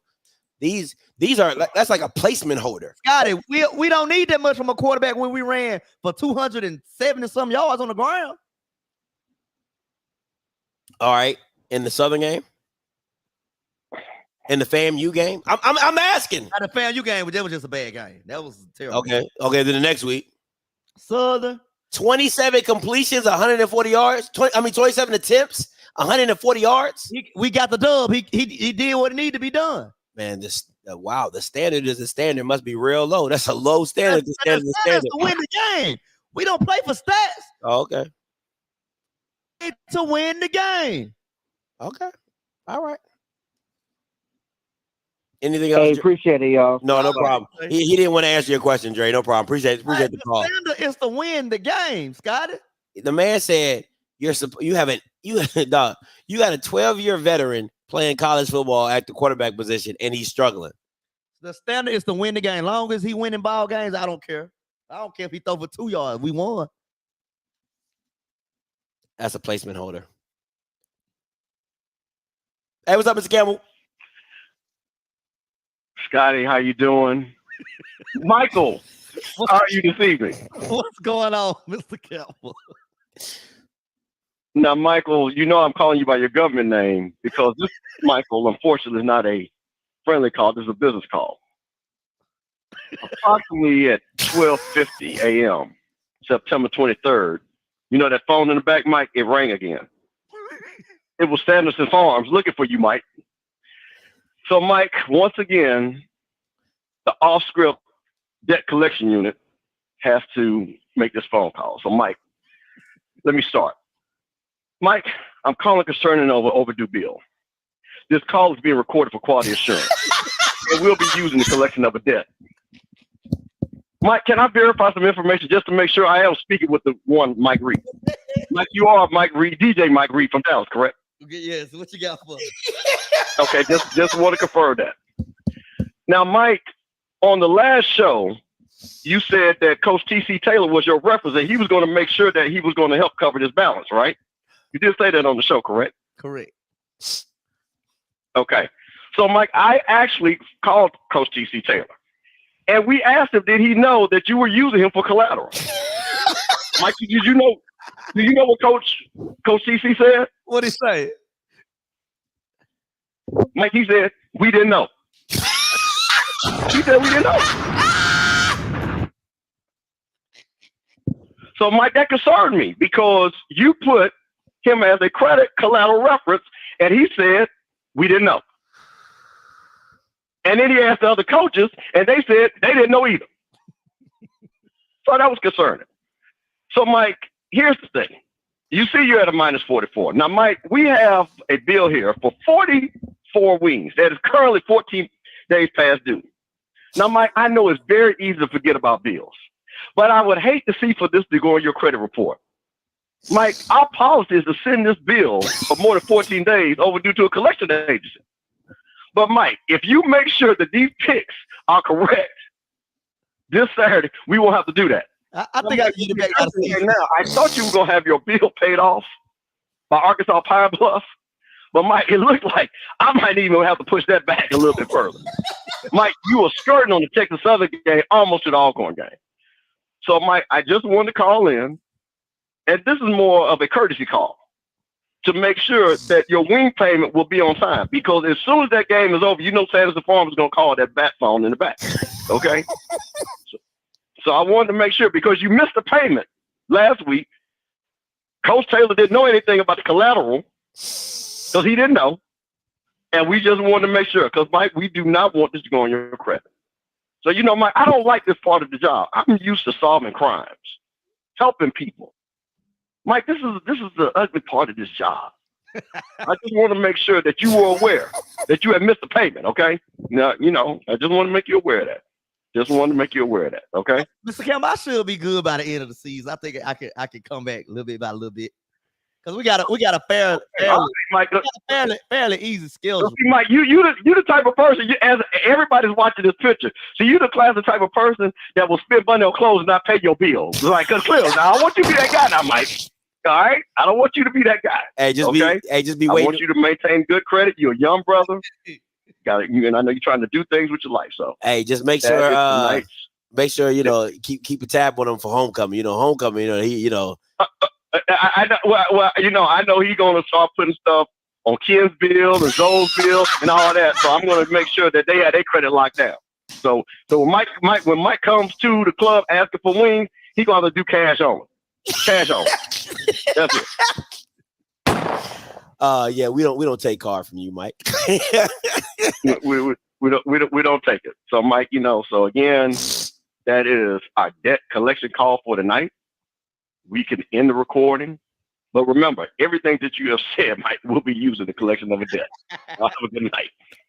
Appreciate it. That was funny. He said, I think I can by the end of the season I can get back to where we between Alabama A&M, Alabama State, Valley. Who is TSU? Alcorn. Okay. 45-12 coming to you. Peace, Scotty. Peace, Mike. What's going on, family? What's good? What's good? Talk to us. This is Diallo in Ohio, man. I hate to follow Mr. Campbell, man. That's a hard act to follow, boy. Golly, I was wishing I got on before he got in here. But I wanted to go back to the conversation before he came in with the crime report. And I think two things can be true. What Mike in the one caller talked about Jason Brown not having a great season. Like, let's be clear, he's not having a great season, but I don't think he's having a horrible season. I don't think he's done anything that caused them to lose the 2 games they lost. Let's be honest. The FAMU game, the defense shut them out in the second half. And if they can not be so horrible on special teams, we have a ball game. You know what I'm saying? And then the Texas State game was just a blowout. However, the game was 28-20 before it really got out of hand. So they were competitive for about a quarter and a half. And Bethune-Cookman, I will say he shit the bed in that game. You know what I'm saying? The defense with the safety and the touchdown really saved them along with the running game. So I think you have an opportunity for him to grow and to get better. I don't think he's been as dismal as Scotty as you may make it to be sometimes. However, I'll say this, and then I would love to hear you respond to this. At the end of the day, if they lose this game on Saturday, which I'll call it the Pink Scooter Classic, I think you really have to look at replacing him, because I told people from the beginning when he came to Jackson State, he's going to be the starter. You don't bring in a 5th or 6th year starter to sit the bench his last year of eligibility. It's just common sense. You know what I'm saying? And I didn't think any of the other guys were that great to even warn him not starting. So I think we all knew he was going to be the starter. But if you lose this game and the season is pretty much over, I'm going with the kid from Syracuse, giving him an opportunity to finish the second half of the season. That way you can come into next season with momentum. What do you say to that? And what are your overall observations of Brown? Man, listen, the latter part of your statement, I absolutely agree. If you lose this game with Jason Brown, there's no point to play him anymore because you're not playing for a championship. You might as well see what you have with the Morgan kid or Zai McDonald just to see. I completely agree with you on that aspect because now we're just trying to see what we can build on going forward in the future. So I agree with you on that. My thing is this is when people say he's not that bad. And I would say, Basham, if comparable, if I bring up Basham McCray stats and put up and don't have no picture, and I just put up the last 4 or 5 games of Basham McCray and Jason Brown, they're one and the same. They're really one and the same. And those games, Southern won. The Valley game, the Grambling game, they won those games, but I don't want to cut you off, Scotty, but I got to interject here if you don't mind. The one glaring difference between those two, Brown hasn't turned the ball over a lot. McCray was the turnover machine. We know he used to give the ball away, whether it's interceptions, fumbling the ball. You know what I'm saying? So we have to at least admit that portion of the difference in the two players' games. No, because they still came out with wins. So it didn't affect the game. Like, even though Jason Brown threw for 90 yards, I mean, they won, right? Even though if Basham McCray threw an interception and threw a touchdown and had 110 yards, they still won. So what's the real difference if we're talking about comparable? We're talking about comparable. But if you're turning the ball over like a turnover machine, you're making it a more of an uphill battle for your defense and special teams to try to keep you in the game. If he doesn't turn the ball over, Southern wins those games comfortable. You know what I'm saying? They won those games. Barely winning those games. They won those games. They barely beat Bethune. And he didn't turn the ball over. Prime example. I'm gonna give you a prime example right here. If he's not turning the ball over, they win those games comfortably. They were barely squeaking out of games because of his turnover. Prime example. If Bubba plays the whole SWAC championship game last year, they win. We're looking at they win. We looking at an upset of epic proportions. Yeah, they win. You know what I'm saying? Like, he was that bad in the first half to where his team didn't even have a chance to come back, and they still almost had an opportunity to do so. So that's how bad he was playing. I don't think it's fair to say we've seen Brown play that bad. You know what I'm saying? At FAMU, he was that bad. 2 losses that everybody expected them to lose. At FAMU, he was that bad. If you bench him, he was that bad. So, Scotty, I don't think so. They said he had an injury, which I don't know if it was true or not, but they took him out the game. But I mean, that game was lost, on my opinion, solely on special teams. The offense really didn't help them out as much as they could have. The offense wasn't the reason they lost the game. I cannot stand that argument. Is special team it's 2023. Did special teams just get added to the game? I'm asking that's a question. Did special teams just get added to football in 2023? Absolutely not. So why is it just oh my God? If it wasn't for that is a part of the game. That's why they kick it. That's why they punt it. That's why they do field goals. It is all a part of the game. So to come on here and say, oh, if it wasn't for special teams, that's like saying, oh, if my defense was better, or oh, if I didn't give you 5 sacks in the game. It's all a part of the game. You cannot isolate it. I'm not saying it's not a part of this game, Scotty. I've never said it wasn't. But you're saying if it wasn't, no. But you're saying if it wasn't for, it's 3 phases of football. We all understand that. So why are you isolating it to say, well, if it wasn't for special teams, it's a part of the game? It's a part of the game. But let me say it like this. Maybe you could understand me different in this way, right? Offense and defense plays a substantial amount more snaps per game than special teams, right? So if you can allow the special teams not to get out of hand with the amount of plays that they get, you give yourself an opportunity to win a game. It's nowhere near as many punts, field goals, kickoffs as it is offensive and defensive snaps. Jackson State just did a horrible job from beginning to end of that game overall in special teams. And I'm not saying that's the main reason they lost the game, but it was a big chunk of the main reason they lost the game. If that makes any sense. You said you literally just said if the special teams did not get out of hand, that is a different game. So to me, hold up. It would have been a closer game. No. I'll let you go. So to me, if you're telling me that special teams is, let's say, maybe 1/3, I'll say 1/8 of a game, right? And you let 1/8 of a game dictate the other factions of the game, that just tells me how bad of a team you really are, because they only scored a touchdown on the kickoff return. What else did they score from on special teams? I'm asking. It's not. I'm asking. They didn't score anywhere else from that. Then. Can I respond, Scotty? Okay, then. Can I respond? Go ahead. Can I respond? They did not score anywhere else in the special teams. However, you're being facetious because you're not telling the whole story. Their special teams set their offense up on the other side of the 50-yard line at least 3 other times in that game. They shut them out. They shut them out in the second half. Teams as well. They shut them out in the second half. They couldn't stop them. Right, and that's why you're proving. That's why you're proving my point. You are absolutely correct. They shut them out and did a better job on special teams in the second half. But the way they shot themselves in the foot in the first half, it made it more of an uphill battle. That's all I'm saying. The problem that I have is this: people act like I hate when people say this. Well, if this happened, then this would have happened, or if this didn't happen, then this would have happened. Right? My situation is this: you're giving. I always say this. Because people say, oh, they shut them out in the second half. You had a lot of drives in the first half to score points. What happened?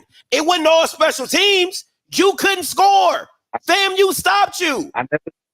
So for you to put the whole game, a block kick. Somebody said a block kick. Okay, cool.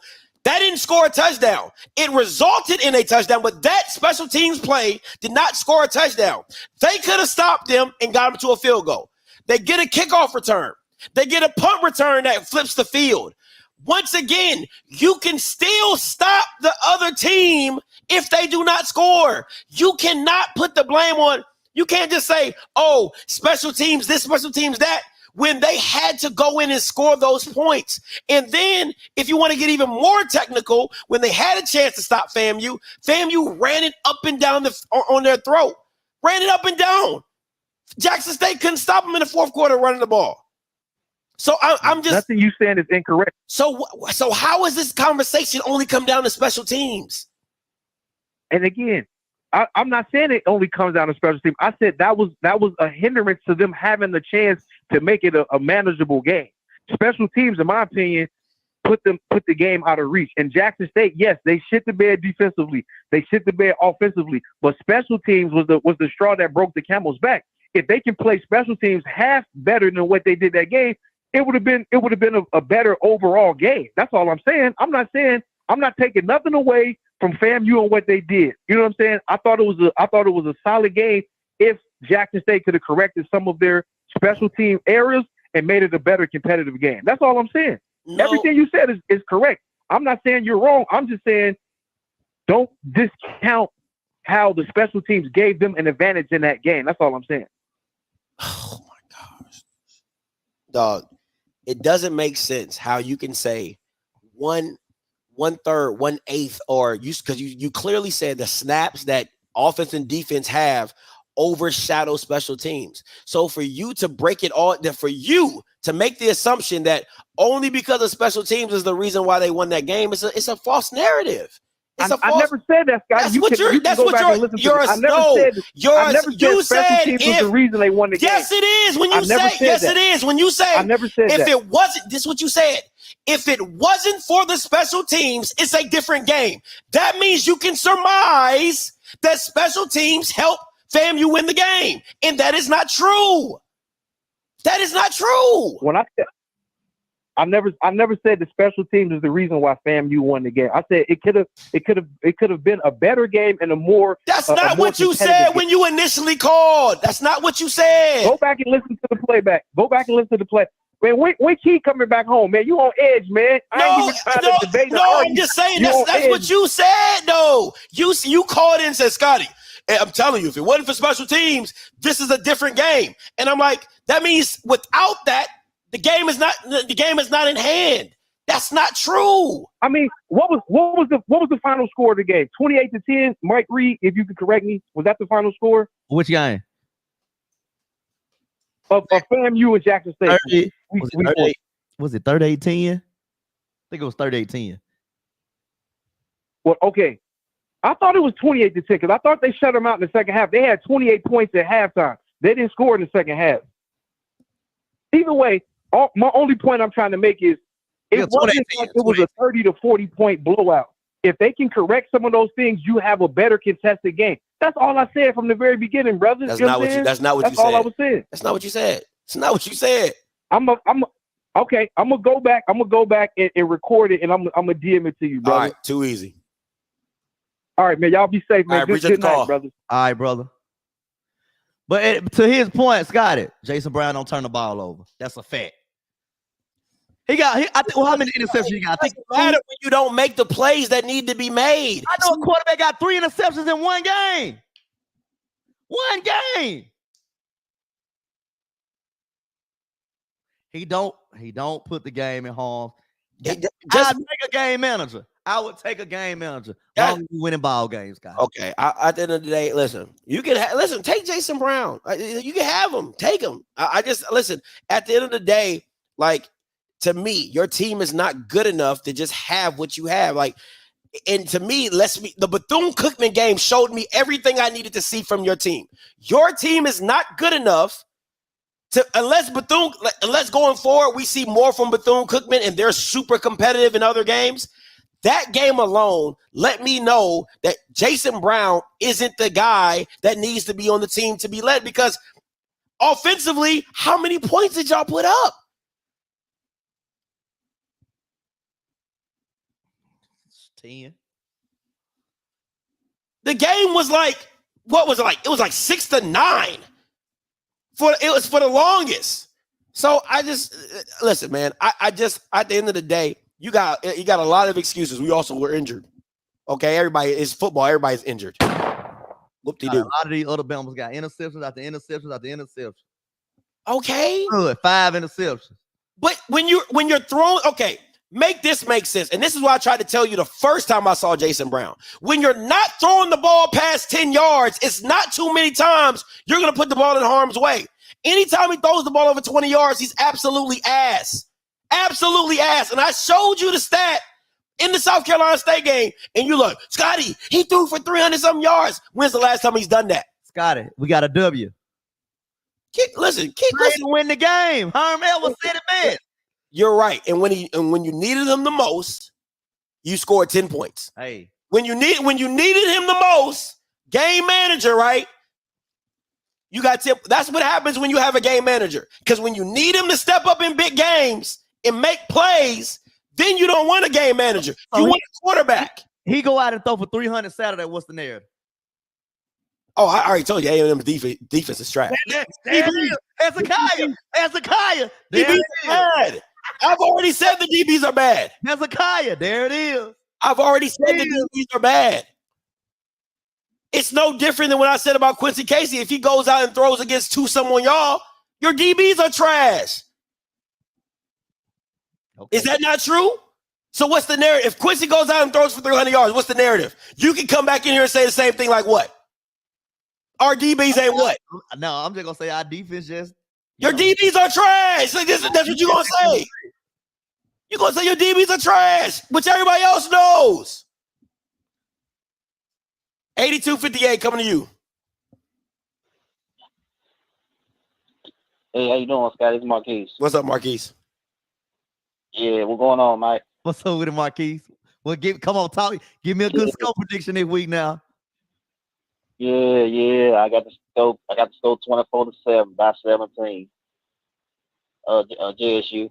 Okay.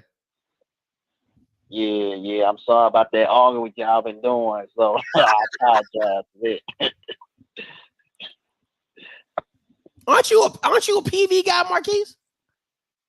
No, man, no. Mm-hmm. But I'm just an alternate. Okay. You had to...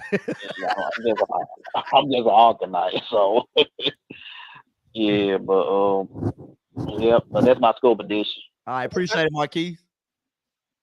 All right. I know I've heard you calling for PV a few times. Yeah. Marquise gonna call every week, get that score position. 1320 coming to you.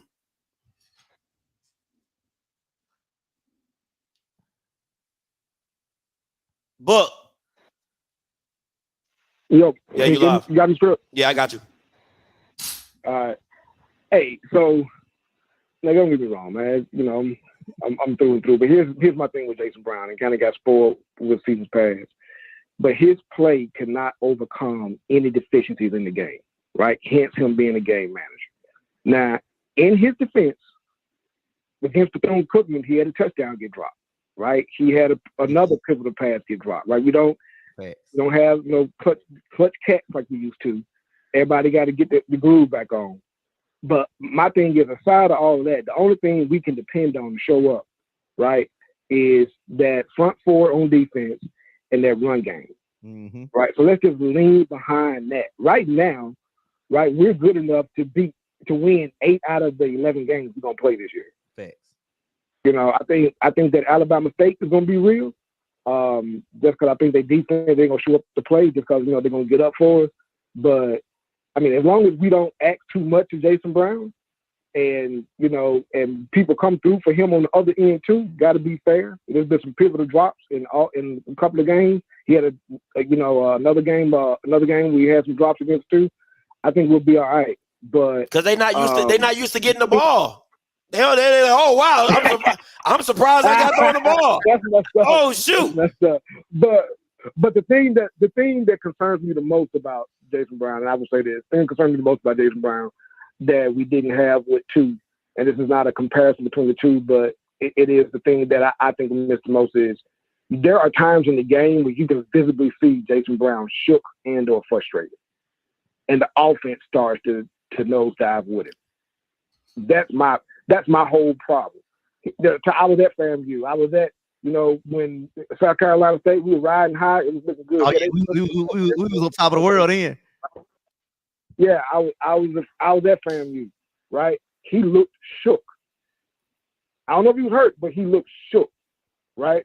You watch him play Southern, say what you want to, our linebacker playing what he used to, but defense kind of kept the pressure off of him. And then we just got some fast dudes that put the ball in there. I didn't see really a pass get thrown. We got some cats that can just blaze out of the backfield, right? So anyway, just don't put too much pressure on him and we'll be all right. But my thing is he can't look shook like that. Zach McDonald comes in and it's evident from the first time his hand get on the laces, he trying to make something happen. Yeah. Yeah. I can agree with it. I can agree with it. That's what I'm looking for. That's what I'm feeling. Like that McDonald brings energy. Yeah. Like I he puts agree. gas in it. Yeah, he turned. That's my only thing with Jason Brown, man. He's cool, I got it, all that. But when he gets shook or his like emotions go down, you can see it. It's like it take gas out of the offense. That's a good. I think that's a good point because I think you see it in the like. Let's say if it's a hitch and he misses it, if it's a rollout and he miss, like when he just have his head down. Yeah, when he just misses throws. Yeah, I'm like what? You got to have a short memory, but man, that's my only thing. But I will say this: his experience comes through, right? That's where not making mistakes come in at. But I don't know, man. I just been spoiled, but I'm like, hey, man, that's cool. We can roll the clock back to 1986. Let's just run it down these Bama throat all year long, Mike Reed. Hello, hey, I'll take a game manager. Run the ball, play defense. Nah, see, one thing I love about you, Bama, play defense. You know what I love about you, Bama, is how y'all so quick to just jump from one narrative to another. Because wait a minute. I know you think I was gonna come in and be critical, but not go out hot stepping with the phone. I know you think that. 1400 Lynch Street don't lay down for now. What is but because when Maurice Harris got picked, all I heard, Malik Willis and all that, it's gonna be throwing around. We gonna do this and we gonna do that. Now y'all look like the 1987 Bears. No, I'm not rocking with that. Hold on. We had to figure out what type of team we were. In that camp, I was never in that camp. I was in the camp when we got TC. He's like, he's going to build a W.C. Gordon team. Anybody knew what he was saying knew that we're going to have a line and we're going to have a run game, right? The run game is going to be the run game first. We've had some receivers go to the NFL. We got receivers who probably should be in the Hall of Fame now, like, Jimmy Smith. But we had running backs. We had a run game with them, right? So that's what I'm looking for. I'm just looking for, I just be honest, just spoiled with quarterback play. It is what it is. So, but I'm just looking for more than what we got from a guy who's been playing the position for a while, right? You know what I'm saying? I'm not looking for him to hang his damn head and it sucked the juice out the team. At some point in time, a game manager still, hell, when Trent Dilfer was playing with the Ravens, he was a game manager, but when he needed to get the team up to moving, you know what I'm saying? All he's going to do is hand the ball to Jamal Lewis. He still has some fight in him, you know what I'm saying? So I'll say this, y'all, if you put Zod McDonald back there, y'all gonna look like the 2006 Atlanta Falcons, okay? With Algie Crumpler, Warwick Dunn, TJ Duckett, and just y'all triple option, pretty much a triple option team. That's what I would do. I mean, if that's what you're gonna do, that's what I would do. I would just put Zod McDonald back there and just have fun. You know what I'm saying? Triple option. That's what I mean. That's pretty much what it. I'm okay with it. At the end of the day, we playing for W's, not stats, and we'll figure it out next year, right? The biggest thing is, because at the end of the day, if we keep winning and FAMU drop the soap once or twice, we're gonna wind up in the championship. But we got to keep winning. We can't go in with these ifs, ands, and maybes every week. That's all. Okay, I respect it, Book. Let's see if you be high stepping this weekend though. Oh, I'm high stepping no matter what. Got me some new payroll. I'm high stepping no matter what. I'm happy for you. Wow. All right. All right, Book. Appreciate it, bro. Hey, I'm gonna say I was on that Mo Harris train. But after a couple weeks, we found out what type of team we were, and then I was like, okay, we're a ground and pound team, and that's what we gonna do. I'm just telling you what I was not. That's not the narrative I was hearing around these YouTube streets. It took us a while to figure out what type of team we were. Oh, okay. And then you said you were that talented, just it got nothing to do with it. I'm gonna tell y'all something. If y'all really keeping score, every recruit that's committed this week and last week been 3-star. Man, we got over 3 and 4-star kids, man. Man, 40, 43, 50. Do. Well, Scott, we got the talent. We just ain't playing up to par. Do. 45, 47. Come on, man. Stop it, bro. Stop it, man. Y'all. It's only put it like this. Only room for improvement. Do. That's what he said. I feel like sometimes we slow the offense down, and that will hurt us. We need to keep going fast sometimes. We got to keep that thing moving. You get exposed to play from Earl Mulligan. We need to be getting on the ball, running the next play. I'm with Hezekiah. The talent is there, just the execution not. Okay. I ain't seen the talent. I ain't even gonna hold you. I ain't seen it. Where's the talent at? Somebody tell me. Hey, all over the field, Scotty. Come on now. Where? You heard what Ken said? Where? But I'm just trying to say, I mean, you have the stars, but I'm not seeing the field. I'm not seeing the impact. We gonna put it together. Let me ask you this, Mike. Because man, my memory's a little fuzzy. I remember a lot of people saying how many people y'all should have had on the all SWAC team. And I'm just thinking right now, I'm like, Earl Mulligan. Hold on. Oh, wait a minute. Because the tight end that you had, I told you he was ass. I told you he was ass. I said it. I said, I don't even know why he on the. I said that. I said, now Devontae Davis, disrespectful. Definitely should have been on there. But DJ, I said, that's like being the best of the worst. Ain't nobody using tight ends in the SWAC.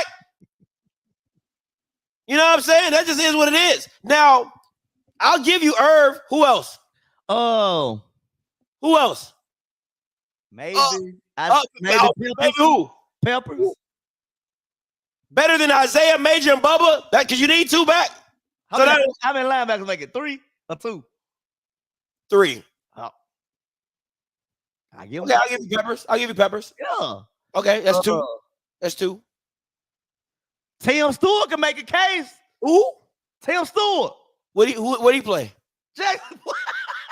He's in the secondary. He can make a case. Nobody in your secondary. Ain't nobody going in your secondary. Ain't nobody going in your secondary.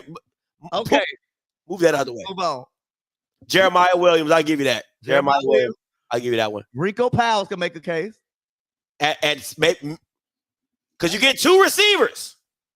Marcus Riley, right? Hey, Marcus Riley. That's my boy. Hey. Keyshawn Johnson, you ain't getting in front of him. Cherie, you ain't getting in front of him. You're not getting in front of him because we're talking about production now. You know how the SWAC get down in production. Cherie made the preseason in it. Yeah. Oh, yeah. So he gonna yell. You know what I'm saying? So you got Keyshawn, Marcus, Shareed. You can throw Hambrick in there because he's had more production than because remember, it's all about production. It's all about production. Okay. And Rico don't have the production. I'm trying to think of somebody else. Okay. Keep thinking. Guthrie might can make it. Yeah, no. Negative. He might be. I'm not picking him over Javon. That's the safety at FAMU. Evan Henry. We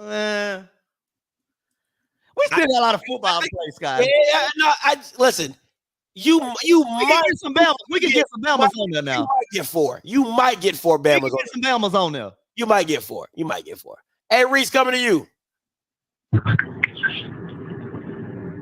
What's up? What's up, Scotty? What's up, Reese? Reese, dog. What's up, Mike? So I got a question. Who needs this win more, Jackson State or A&M? Jackson. And my second question is, if A&M wins, is this a good momentum swing going into the Grambling game next week? Any win is a good momentum, point blank, period. But I think Jackson needed more because they're the favorite. You're supposed to win this game if you're Jackson. I mean, you've been beating it's like beating on your little cousin forever. Like you just be like, bro, like you don't. I would keep trying. Like, bro, you're not going to beat me. You know what I'm saying? So I think Jackson needs it more, in my personal opinion. I mean, Connor Maynor might need it individually for his job. Yeah, that's a good one. I would say individually. Yeah, individually, Connor Maynor needs it for his job, but for like a program, Jackson needs it for a program. I do got one more question. So we're talking about coaching staff. Let's say 30 seconds left on the clock. You won the SWAC championship. Who coaching staff would you take to make the right call in that moment? Say it again, Reese. So let's say if you're in the SWAC championship, right, and 30 seconds left on the clock, you need to make that one play to win the game. Which coaching staff would you pick to make the right call. Ooh. That's a good one because Scotty talks about DT all the time. Scotty and DT be bumping heads because Scotty. I'm going with Coach Mo, man. Man, get out of here. I'm going with Coach Mo. Man, that is just too much of a homer. That's not even going with Hugh Freeze, uncle. Yeah. I would probably have to go with Willie. Are we talking about out of the two games or just everybody? No. Between Jackson and A&M. I'm going with DT. It's not even a question. Yeah, I'm going DT. You going DT? Not even a question. Talk about the play calling, Scotty.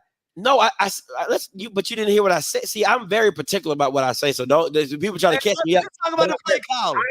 I said DT earlier today. I said DT will always call 3 or 4 plays that you'd be like, "What the fuck, DT?" Like now, earlier I had a problem with DT's play calling because I'm like, bro, you're calling the game like Xavier is running the quarterback when Quincy Casey can't do what Xavier does. That was bothersome to me. Speed options, all that dumb stuff. I'm like, let the boy throw the ball. So that. But if you're talking about somebody that can dial it up, like straight dial it up, DT can dial it up now. Like if you go back and watch, I'm telling you, if you go back and watch that Jackson game of 2022, DT was dialing it up. But Quincy couldn't complete it. I mean, like if you literally go back and watch the game, you'd be like, damn, these Bamas are running open. He couldn't dial it. He couldn't complete it. So I would go with DT. Yeah, easily. I'll go with DT. All right, that's all. Appreciate it. Hey, appreciate it, Reach. Good call, man. Great question. That was a good call. Yeah, that was a good question. Mr. Sergeant, coming to you. Uh-oh. Mr. Sergeant, you live. What's up, Scotty? What's up? Talk to me. Well, we're coming up on another weekend. And I'm still not going to say the N-word. But Mike Reed, I ain't voting for Jackson State this weekend. Oh. Sorry, bro. Don't follow to their height. 2 weeks in a row. But this weekend, I can't do it. But I know you supporting FAMU, right? Oh, man. I need anybody and everybody to beat FAMU right now. Oh, so you the leader of the new coalition. Got him. That's a good one, Mr. Sergeant. No, it's different because I just need FAMU to lose because I just need them to lose so we can, so we can be first in the division. The coalition hate on Jackson State just to hate on Jackson State because they don't like Jackson State. Oh, I didn't say the coalition. I said the new coalition. You were part of the new coalition. No, we don't have a coalition against. We just need to lose them to lose for business purposes. That's all. Y'all members want Jackson State to lose because it's Jackson State. All right. So let me tell you why I can't support you this weekend.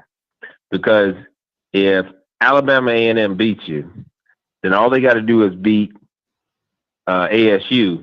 And then they got a game against us in November, and it's their Super Bowl. Because if they can beat us, they can win the East, and they can move on. I'm pretty sure Connor Maynard can beat Little Bill. So this is kind of step one. So the dominoes fall for Alabama A&M. That's why I can't pick you because I just think they're gonna bring it, man. They got that pink scooter. They don't see Dion on the other end. They ain't, wetting their pants, wetting their bed anymore. They're ready for you, man. They got something for you this weekend. They couldn't be Southern. Yeah, I saw that. I don't know. They must got fentanyl up in Tuskegee, Alabama, because y'all ride off that Tuskegee High. Everybody riding off this Tuskegee High right now. Well, listen, I don't think Scotty teaches. I sound like I'm in the Honorable Minister Farrakhan. Oh, I'm sorry, the Honorable Scotty teaches that there's no equity in football. So just because you beat Team A doesn't mean you can beat Team B. That's true. However, but D2 schools. But D2 schools, you ran up your stats against D2 schools. Okay, but see, this is the thing, though, Mike. If he would have played bad, you would have been like, I said that. I said it's a lose-lose against a D2. You play well, they're D2. Correct. You play bad, it's D2. So there's no there's no victory. So what you're supposed to do is go out and dominate. That's what you're supposed to do, and that's what they did. So But let's not put them on this pedestal. Like you said, the number one, the third offense. I'm just giving you what the swag said. It's tainted. It's tainted. Okay. Go ahead, Mr. Sergeant. All right. No, it's cool. It's cool. There's no equity. I don't think Jackson State can get it. This is in Alabama, right? Mobile. Yes, in Mobile, Alabama. Yep. Oh my God! In that horrible stadium in Mobile. Exactly. Okay. Exactly. Bama asking me, am I going? Hell no. Can't get me back to Mobile. Yeah, man. Y'all finna lose pretty bad. Y'all finna lose and get mugged in the parking lot. Facts. Yeah, that man. You know what, brother? I'll pray for you. I'll just pray for you. Make sure you get over the PSTD or whatever you're gonna get from this, man. But Scotty, I gotta go, man. It's getting kind of late. I'll catch up with you in the morning. Yo, Scotty, you gonna do a watch party for the Southern game? Because I don't got ESPNU. Southern and who? Fam? Oh yeah. FAMU, Oh my bad. FAMU. yeah. Oh yeah, absolutely. I don't know who I want to lose more. Absolutely. I'll be right here. Now I don't show the game, but we definitely gonna, yeah. Yeah. I'll just check in. I got some things I'm gonna be doing, but yeah, man. I don't even know if I really even want to watch it because it's. I mean, FAMU's gonna crush him. The Southern ain't got nothing, man. We're gonna hit that quarterback. He's gonna get stepped on by Isaiah Major. Hey, don't slip up, FAMU. And you just have to look. FAMU just has to beat FAMU. If they can figure out a way to beat FAMU, like Smith used to say last week, everybody do their 111. We can handle Southern just like we've handled them for the past 8 years. Oof. Hey, appreciate the call, Mr. Sergeant. That's how you end it right there. That's a mic drop. That's a mic drop right there. Because I mean, that's how Southern was handling y'all until Deion came. But that's neither here nor there. Damn, Mobile that bad, never been. Listen, okay, let me be very clear. Where the stadium is, it is that bad. Okay, it is exactly that bad. I listen. If I dropped a quarter, I wouldn't pick it up. Okay, I'm just keep pushing. Downtown Mobile is really nice. Downtown Mobile is really nice, really beautiful. Where the stadium is, it's one of those places you want to be caught lacking at nighttime. I'm just gonna keep it honest. I'll just keep that thing on you. Keep that thing on you. That's all I'm gonna say. So I'm not going back to Mobile. You ain't. I ain't. You couldn't pay me to go back to Mobile. 62-33, unless they playing at the South Alabama Stadium, which is beautiful, by the way. Nice. Now I'm talking about nice. Yeah, if they playing at South Alabama Stadium, I'm in there. But if they playing at Lads, I'm not going to that crap. Hey, what's up, Rocky? What's up, my brothers? What's goody? Hey, man. Hey, I hope Jackson State get this one, man. Right? Because I don't want to hear Connell Maynard mouth. Oh my God. He win this game. He gonna cut up in the coaches meeting. He gonna be on 10. Boy, he gonna be on 10. I didn't even think about that. Because this is gonna be the narrative, right? The narrative gonna be if he wins. Without Deion, Jackson State is, a bottom tier or lower tier program. Facts. You know what I mean? That's gonna be the negative. That's gonna be the narrative, right? They're not the boogeyman anymore. And what I really want out of this season right here, I want TC to have respect as a coach. That's what I really want this season to be about.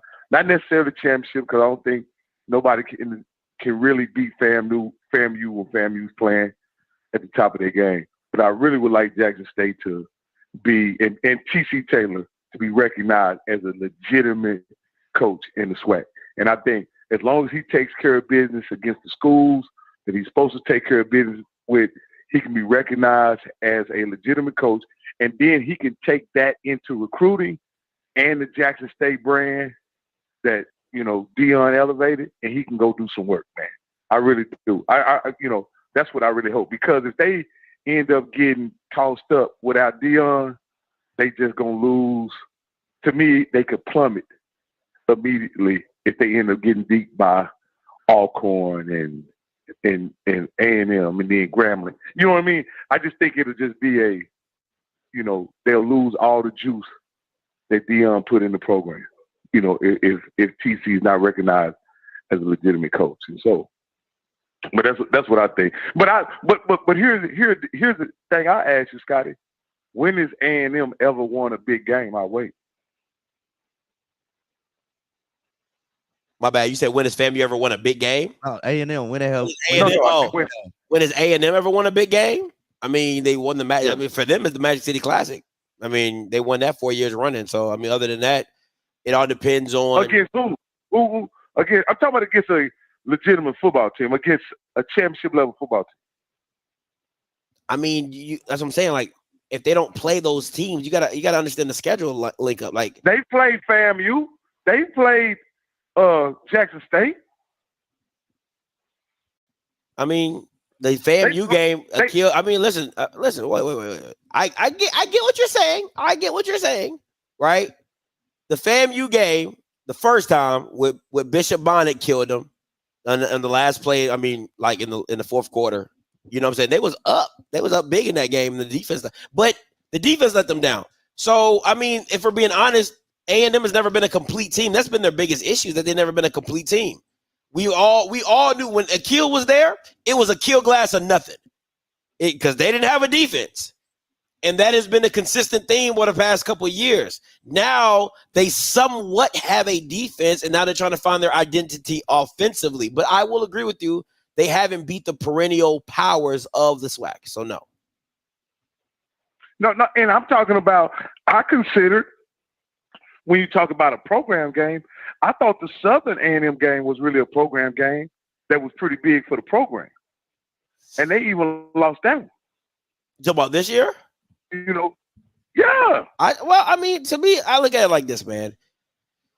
I think there's a lot of variables to that, if I'm being honest. If I'm being honest, but it's like if I go into it, they'd be like, "Oh, Scotty, you're a Quincy Casey homer," and I'd be like, "All right, whatever. Y'all can say whatever y'all want." But I just think there's a lot of variables in that game. I'm gonna leave it at that. You know what I'm saying? I don't think Southern was like completely heads and shoulders better than A&M, but I do believe that, you know, A&M put themselves in a hole the first half. You know, just with play calling and not understanding, you know, what they had going for themselves. So, but you know, they lost. And I'm saying this. Jackson State beat Southern not playing a good game. Like, to me, they didn't play a good game in that game. How so? And they still beat Southern. How so? They still beat Southern. How so? Because they didn't consistently move the football. Jackson State, Southern gave them opportunities that they should have capitalized on. It should have really been a blowout, and they couldn't blow Southern out the way they should have. They got interceptions. Yeah, we left points on the field against Southern. We definitely did, Rock. Huh? We definitely left points on the field against Southern. Yeah. And I'm saying Jackson State didn't even play a good game. Like, I would say this. When have they played a good game? Southern just played I think they played a good game the first game of the season. Okay. I thought that was a really solid game. So if we're being honest, then that means they've been doing themselves. Because if you're taking out the outlier of the one game, show me what you are consistently, I'll tell you who you are. Not the outlier. You can't say the outlier is who they are. Consistently, they've been consistently average. So you can't say they didn't play a good game if consistently over the last 4 games they didn't play a good game. Like, that's like me saying Musa is this high-level quarterback, and over the last 4 to 5 games, he has not shown me high-level quarterbacking. That's idiotic. I can't do that. So for you to say that they haven't played a good game, I'm like, well, that's just who Jack State has been for the past 4 games. So I'm not understanding. So you can say that, but I'm gonna say, because of what I seen the first game of the season, right? Because of what I seen the first game of the season, and also the talent they have on the field, I don't think they've put it together against any of that. And I'll say this, man, and I think Jackson State has to understand this. They steal everybody's Super Bowl, and the Jackson State team don't seem like they go into the game with that same kind of juice. You know what I mean? Like, They are still everybody's Super Bowl, man. They went undefeated in the season the last 2 years, bro. And these guys remember all those ass whoopings, and they trying to get them back. And they don't. Other than Mulligan, now Mulligan is balling, but other than him, I can't. Is there another? You know, I ain't seen every snap of every game, but is there another player on offense that's a game breaker? Rico Powers. Other than Mulligan. Go ahead. Rico Powers. That's it. Oh, but he went like a couple games without doing very much at all. Because when you got a quarterback that don't do very much at all, the wide receiver is a dependent. See, I can't stand when Bama's do that. Listen, I am a wide receiver. We are a dependent position. So if the quarterback can't throw it to me, how can I can't throw it to myself? Ask Keyshawn Johnson how that works out for him. And he's just as dynamic as anybody in the SWAC. And he can go a game with 4 targets.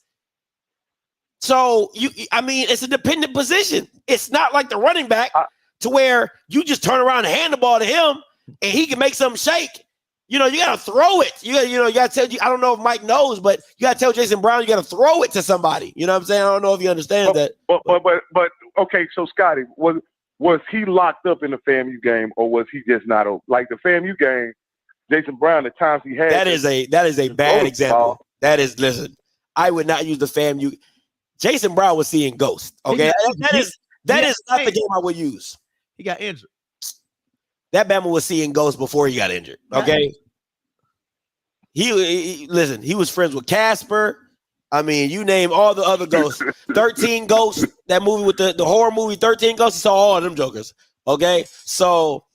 Yeah, I wouldn't use that game as a good example. You can talk about the Bethune-Cookman game. He had some drops. He had some players that dropped some passes on him. Probably would have put him over. Exactly. I didn't see that game. I didn't see that. I know it was that bad. You didn't miss nothing. You didn't miss nothing. But he was so injured. Listen to this, Rocky. You know football. He was so injured that they brought him in to do a quarterback pass back. That's how injured he was. He was so injured.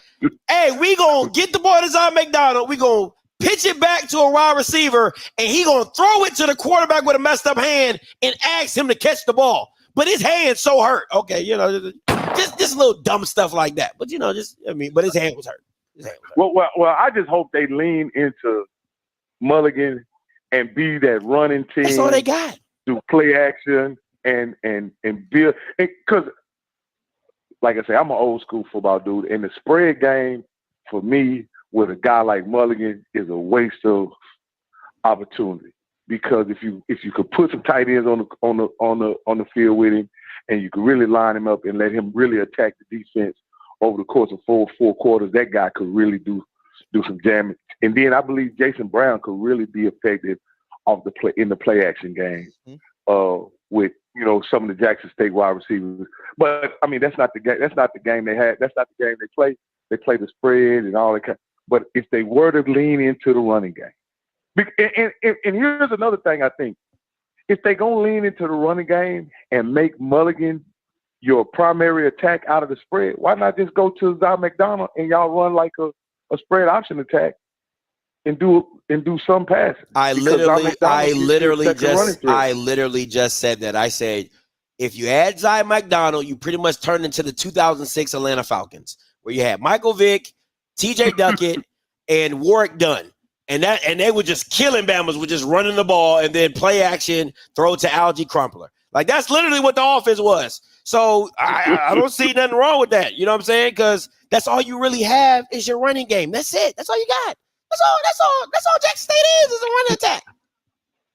Well, I mean, but it's a hell of a running game, though, right? It's a hell of a running game, and this is the last thing. But at the end of the day, man, Jackson State should win this team because they have the better team.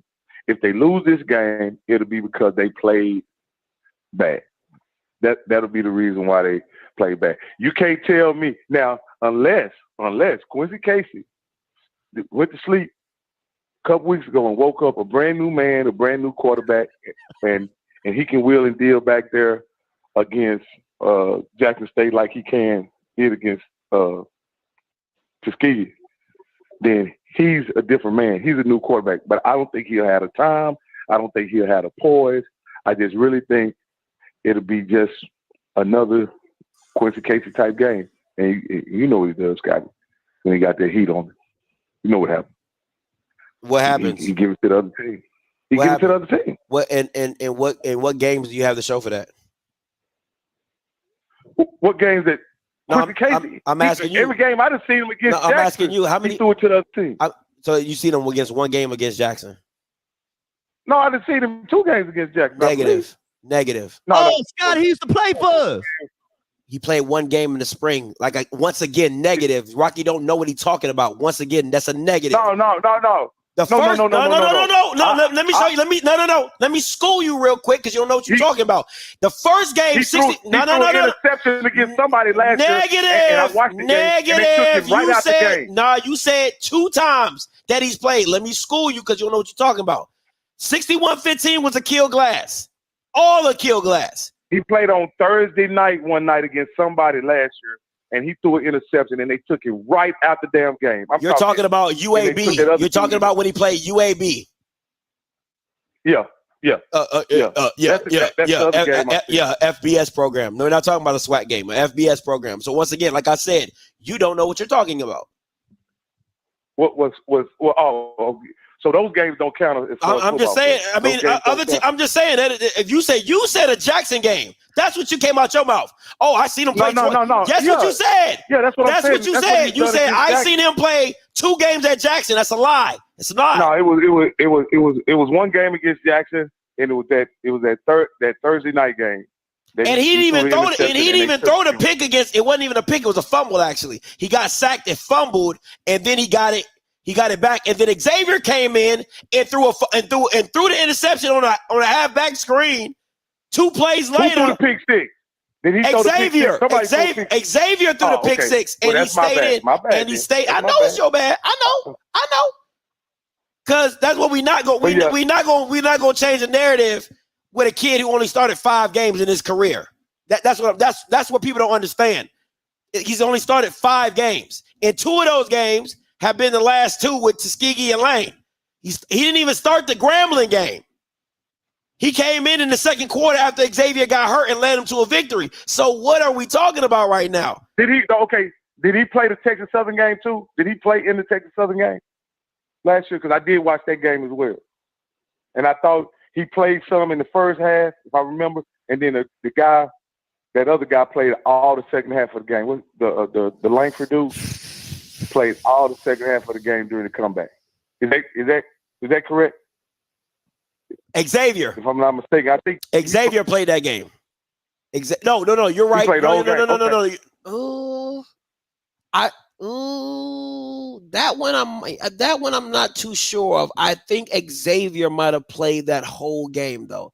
But if not, then it was half and half. It might be. Well, what I'm saying, Scotty, is I've been paying attention to how effective he is, Scotty, because you have been an advocate of his. And so what I'm saying is I haven't seen what you believe is there, Scotty. That's what I'm saying in games. I haven't seen that, right? In the games that I've watched him play, I haven't seen you. Okay, so you watched him play. So you watched him play against a Jackson team, right? That was star-studded. You see him play against that. He threw, and I tell you, that was probably one of his worst games I've ever seen in my life, right? So you see that. He comes in against Grambling, leads them to a victory. A&M has never beat Grambling in the last 4 years. He does that. He goes to the Magic City. He plays. He comes up short in that game.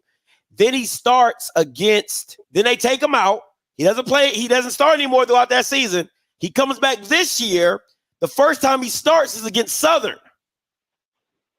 I mean, like, that's where we at? We had 3 starts, 4 if you count UAPB in his 3 plays that he had against UAPB where he gets a sack fumble.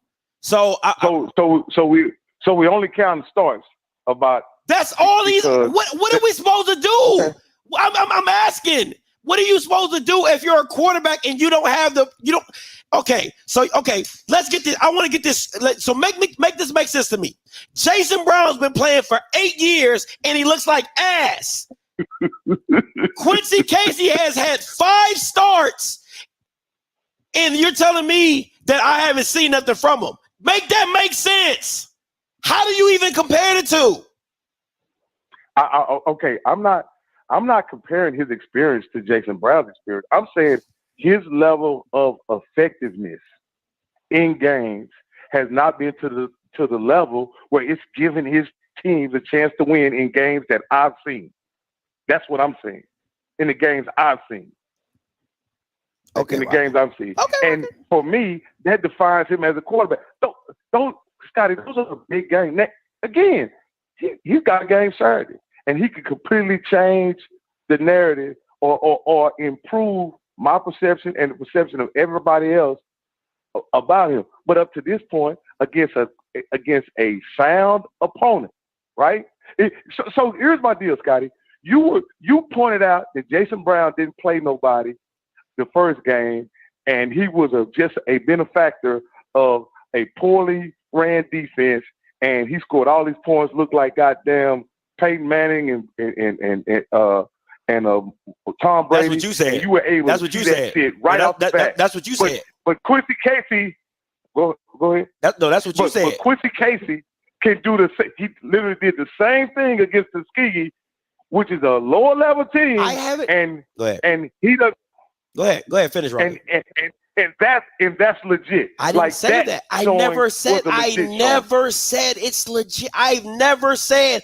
I came on here and said, when you're playing a division, you didn't criticize him for it. What are you supposed to? How can I criticize you for 296 and 4 touchdowns? All I can say is this: if you play bad against a D2, they're going to say you suck. If you play good against a D2, they're going to say it's a D2. You can't criticize anything. All you can do is say, "Hey." Criticize Jason Brown right out the gate because I can tell the way it looked. It didn't look good. He didn't throw the ball over 10 yards half the game. And then you come on here calling me talking about some Scotty, you ain't see the play, defender in his face. I said the Bama had nobody but Jesus guarding him. How did he miss that? And then the next 4 games, you see he's been ass. So my assessment of Jason Brown has been very accurate. But how can you have and that's on top of a guy who's been playing for over 8 years at multiple levels. He started at Virginia Tech. He's played at the University of South Carolina. So he's seen defenses at the highest of levels and still looks like ass. So you cannot compare the two in that sense. If anything, Jason Brown should be looking like Musa, but a little bit better, if anything. Jason Brown don't even look like Musa. Hey, Scotty, there's a reason why he was able to transfer down to Jackson and play football. If he was the man anywhere, he wouldn't have transferred. He was the man at St. Francis, PA, in the FCS program, was dogging him for the last 2 years. What I'm saying, the kid has a lot of football under his belt, and he still looks average. I'm saying to you, Quincy Casey has had 5 to 6 starts. My boy Truth sent me some. He did play the A&M game and had a horrible ass game, 12 of 21, 2 NITs. He played against Texas Southern. Xavier comes in and pretty much wins in the game, right? So my thing is this: for a kid who's had over 5 to 6 starts, you beat Grambling. They was, you know what I'm saying? You go out, you do what you're supposed to do. I mean, listen, at the end of the day, all you can do is play who you're supposed to play and do it however you can do it. The only thing I've said about Quincy Casey is his arm talent is crazy. That's what I've always said about Quincy Casey. His arm talent is crazy. I've seen him make throws that I'm just like, yo, this kid is crazy talented.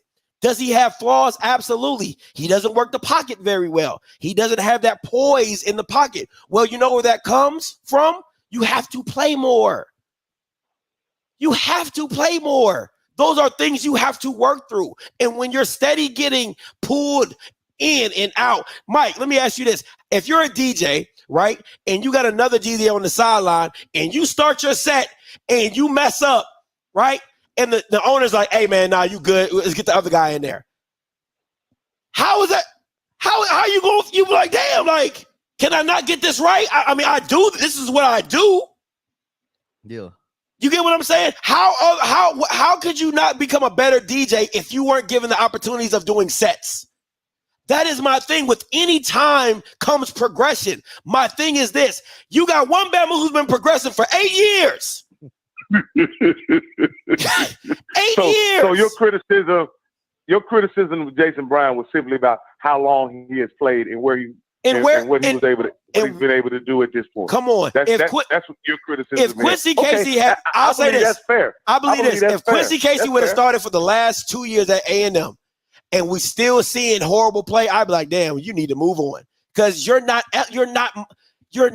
take like even with Musa, a second year in the offense, you're supposed to take a step forward. You're supposed to take a leap, a jump in that sophomore year because you understand it. Like what I expect from Miles Crawley is not the same that I'm seeing in his first year. His first year, they're going to come hiccups and bumps and bruises. But that next year, under Tony Hall, them Bama should be putting up 35 and they sleep because you understand the offense. So for somebody who's been playing for 8 years to look as bad as he does, that's inexcusable. But Scotty, how this is first year in his offense? 80. Hold on. How long Quincy Casey been in the office? It's the second year, right? It's the second year. But he hasn't played. But it's his second year in the offense. Learning the offense. For me, it's okay. Practice time don't count. For me, it's like this, right? It's how he looks as a quarterback. I can tell, listen, you can look at somebody and say, they just don't have a grasp on the offense. When I look at Jason Brown, he can't make throws. That is the worst part of his game. Is you'll see stuff dive, or it's a 4-yard hit, a 5-yard hitch, 7-yard hitch, or dig or something, and the ball dies. He rolls out, it's wide right. Like I'm like, bro, like those are just quarterback throws that you're supposed to be able to make. That's the issue what I have with Jason Brown is the overthrows, the missed throws, that's the stuff that bothers me. It's the same thing I said about Quincy against Jackson State the first time. I'm like, you can't underthrow a go ball. That is rule number one. If I'm throwing you a go ball, you cannot underthrow it. That is basic quarterbacking. I'll say this about Jason Brown, and the thing that surprised me is that he hadn't looked settled since the first game. Like he looks nervous when he's playing. And I don't know if that's a function of him not trusting the line or that's just how he plays, but he looks nervous or unsure, and he plays that way. He doesn't. I think he has a good arm when he throws it with conviction, but he doesn't seem sure. All right, Rocky, I gotta let you go. Gotta let you go, man. Appreciate the call, though. All right, last caller, Smash, coming to you, and we out here.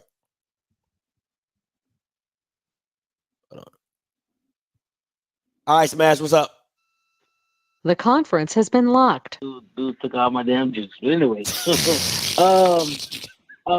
the last win of Alabama A&M, I know they played again. The last win of Southern, you know what I'm saying? They on the road now. They probably got a little confidence. I was at the Southern Jackson game. I feel like Jackson went all that to me. You know what I'm saying? The best game they played this year was against FAMU, and they, they left points on the board. But I feel like Southern left points on the board too.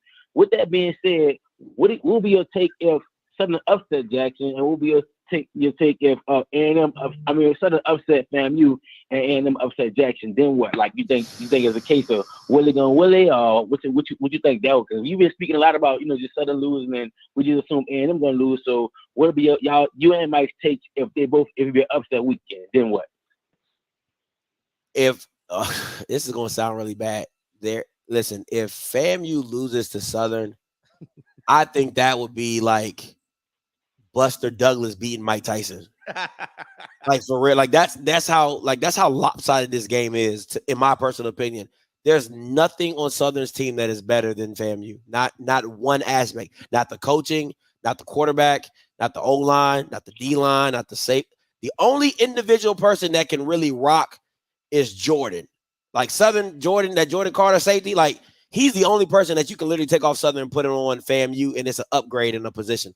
Other than that, there's nothing else that's better than. There's no part of this game where Southern should be. So that's just to me, that's just a bad look on Willie that either one. It's either one or two things that can probably happen if they lost. Musa was Musa in, which means Lee looked bad, or Willie didn't get his team up to play.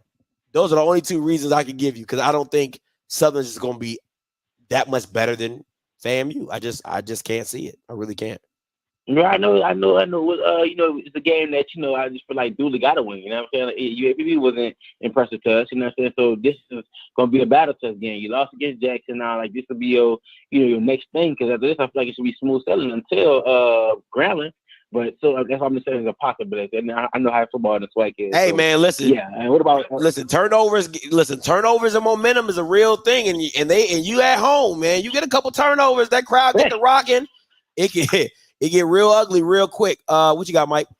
I tell you what, if Southern upset FAMU, I'm putting my big boy pants on. I'm getting in my car and I'm driving to Jackson Saturday night and stepping up for homecoming, because that means we got a shot to get back in the big game. Not if you lose to A&M. You know that. We lose to A&M. We drop the ball. We drop the ball. Simple as that.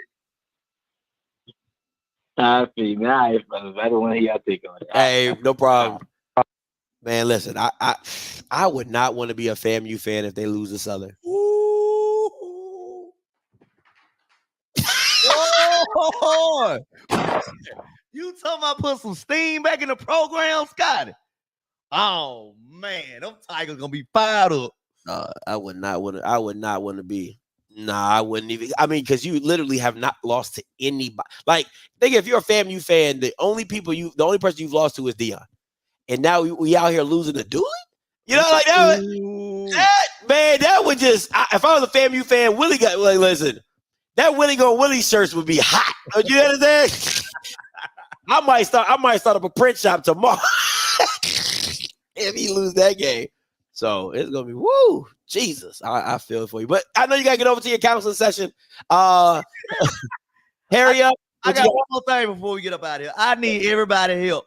Everybody that tune in, the Off Script Network, the Off Script family, I need y'all help. So every year I go to the Celebration Bowl. And it's always an issue with either the SWAC office or the Omni Hotel, which is the host hotel of the Celebration Bowl. So I get my dad on it. My dad, he's staying in Atlanta, so he on it. So he calls Omni saying we got rooms blocked out. We can't sell them because of the SWAC office. The SWAC office saying that it's on the Omni Hotel. So we confused, Scotty. We don't know what the hell is going on. The Omni is blaming the SWAC office. The SWAC office is blaming the Omni. So we can't get a room for the Celebration Bowl right now. It's freaking October. The game is in December. When the hell are you going to let these rooms go? Yeah, that sounds like the SWAC office, because that's what I'm leaning towards, Scott. Yeah, that doesn't make sense. Like the Omni wouldn't turn down money. You know what I'm saying? Like it'd be like y'all told us to block these rooms off, so we going. So there's no rooms that you can't get no room at the Omni? No. Wow. You don't want to for those dates. You don't want to do nothing else? You don't want to go nowhere else? No, we always stay at the Omni because that's the hotel. It's right by the stadium. You know, that's where everybody stay at. The team stay there. Everybody stayed there. Don't worry, you won't. But I go just support one. I'm just going just to be in Atlanta, you know. He said just go on Hotwire and get it. Hey, that might be a solution, Mr. Campbell. You might listen. That was Mr. Campbell met me at last year. We had a drink or two. Me and my pops, he stay in Atlanta now, but we always stay at the Omni Celebration Bowl weekend. I think I'll say this. I think as it gets closer to who's going or who's not going, maybe the rooms will kind of open up and stuff like. But I'm telling you, if FAMU get a hold of that you might want to hear it. You're like, I get why you're trying to hear it. Because if FAMU fans go to the Celebration Bowl, it's gonna be epic. It's gonna be epic. If FAMU go, Mr. Campbell, I'm gonna need one of them hot FAMU alumni women. You know, them pretty women that you be bragging on that came from the highest of 7 hills. I'm gonna need one of them, Mr. Campbell. Yeah, that Jake. Hey, could somebody help me out? Reach out to somebody in the SWAC office or something. Let me know something, please, because it's been a hassle. I think I got a couple of people that do travel agents. Let's see what they can come up with and see if they can sneak you in a room. All right. I mean, I mean, I guess if you going just to watch a team play, because you know, I mean, that's your prerogative. I don't know. Maybe Dooley can help me out this weekend. Maybe Dooley can help me out. Y'all had y'all run. Y'all lost. Okay, y'all had